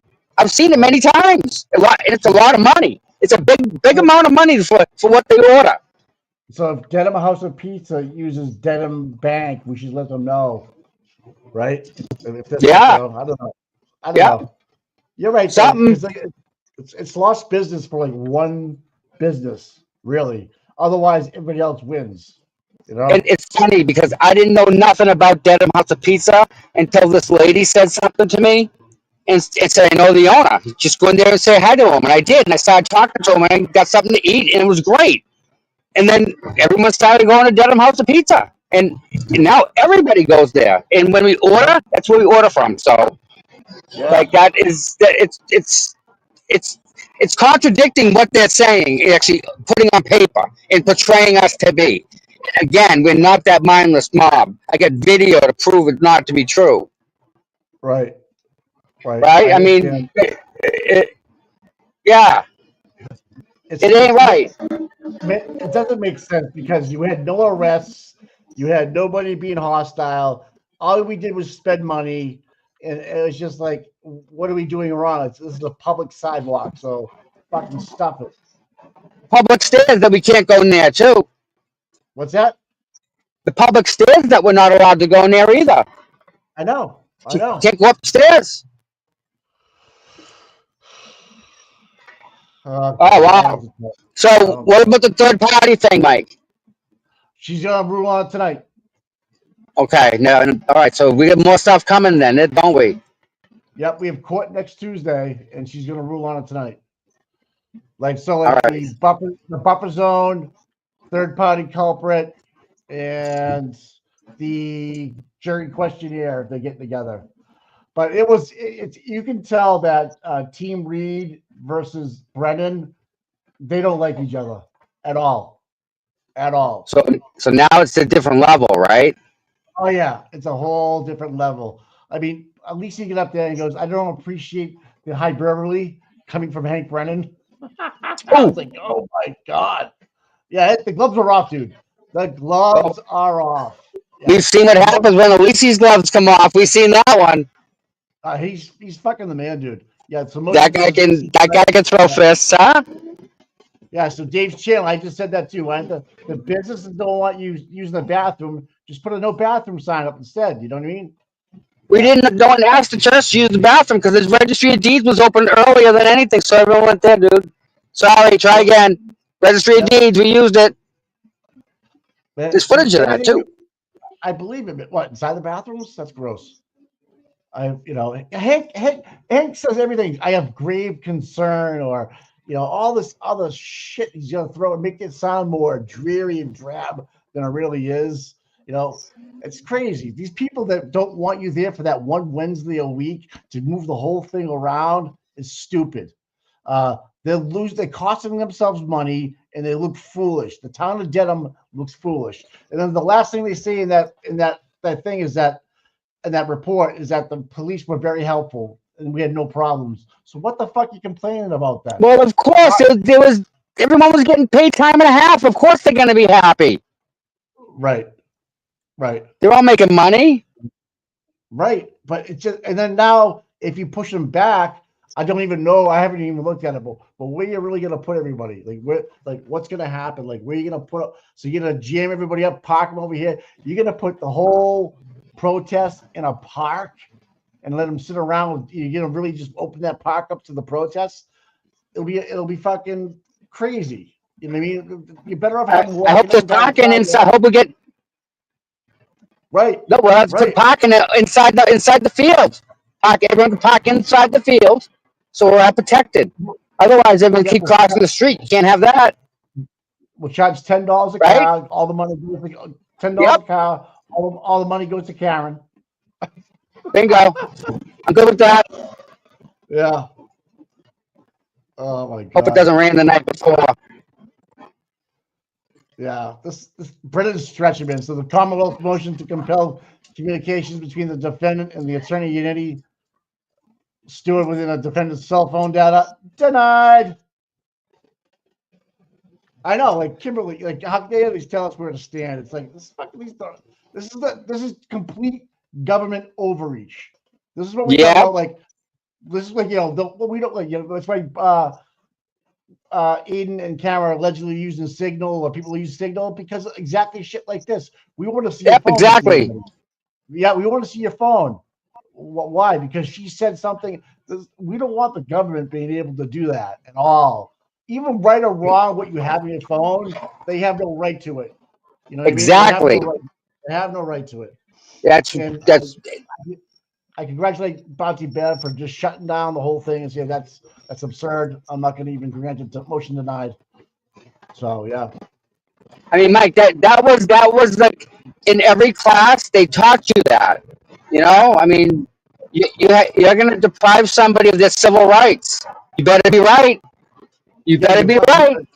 You better have some fucking, other than Gretchen Voss's notes or a docuseries that has a statement in it is saying is now not privileged. So just because Karen said something public means that her attorney's phone is now not privileged information. That's fucking bullshit. I think he's referring to the 2020 one she did, the prior one, or the Dateline, the one that was prior to this. Her comment there. I think that's what he was referring to. It's still her attorney.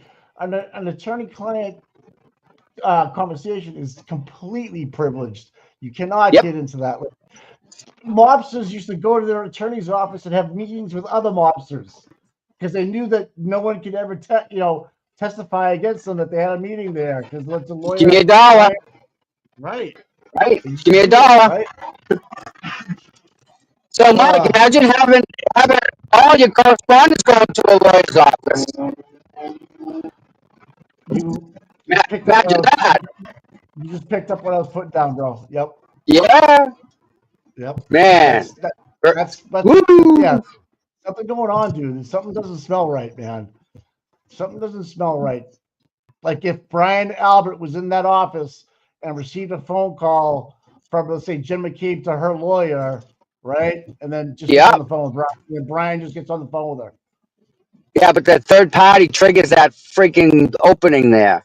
So they just all got to say he wasn't there. That's all. Right?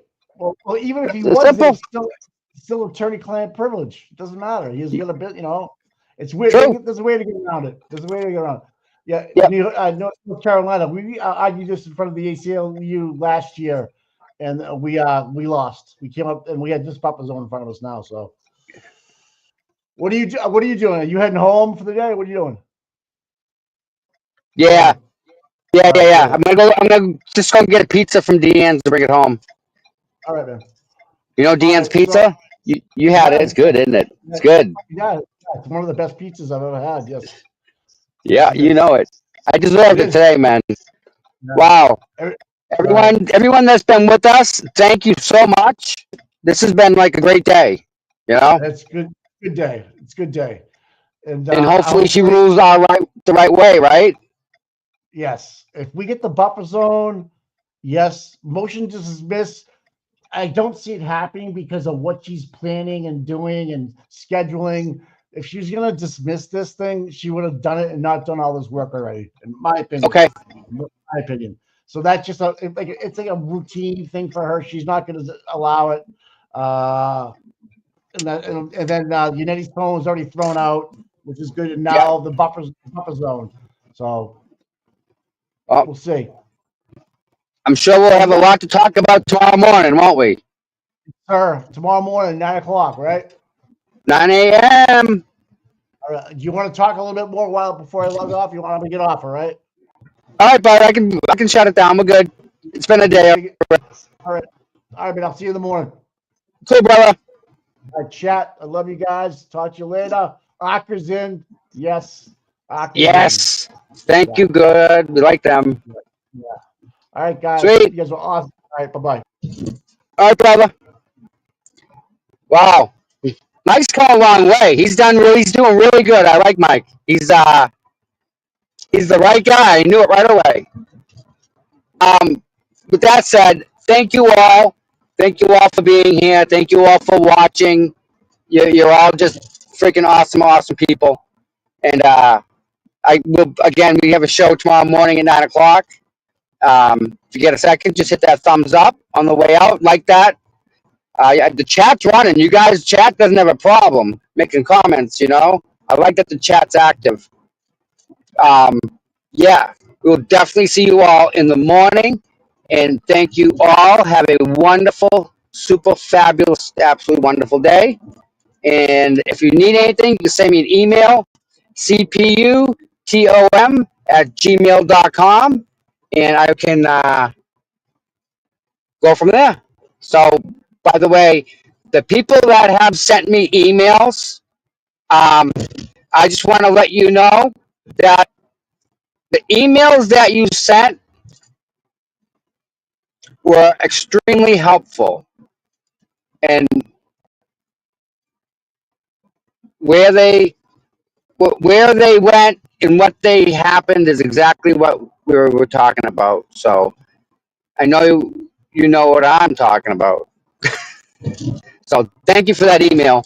It was rather lengthy, a lot of time put into it, and spot on in every aspect. Still reading it, still going over it. It's ridiculous. It's so great. So with that said, you're all wonderful, and we're blessed to have these people in our lives that all support Karen. And again, it's what it's all about, right? Can't let this happen. And then we got Aiden on top of that, trying to shut him up. And he's got an audience. He's got a big show tonight. So I think his show's on at 9 o'clock tonight. Definitely worth tuning in. If you haven't watched it, I'm sure you have. So that said, you all have a great day. Have a wonderful day, and we'll see you guys all in the morning. Bye-bye.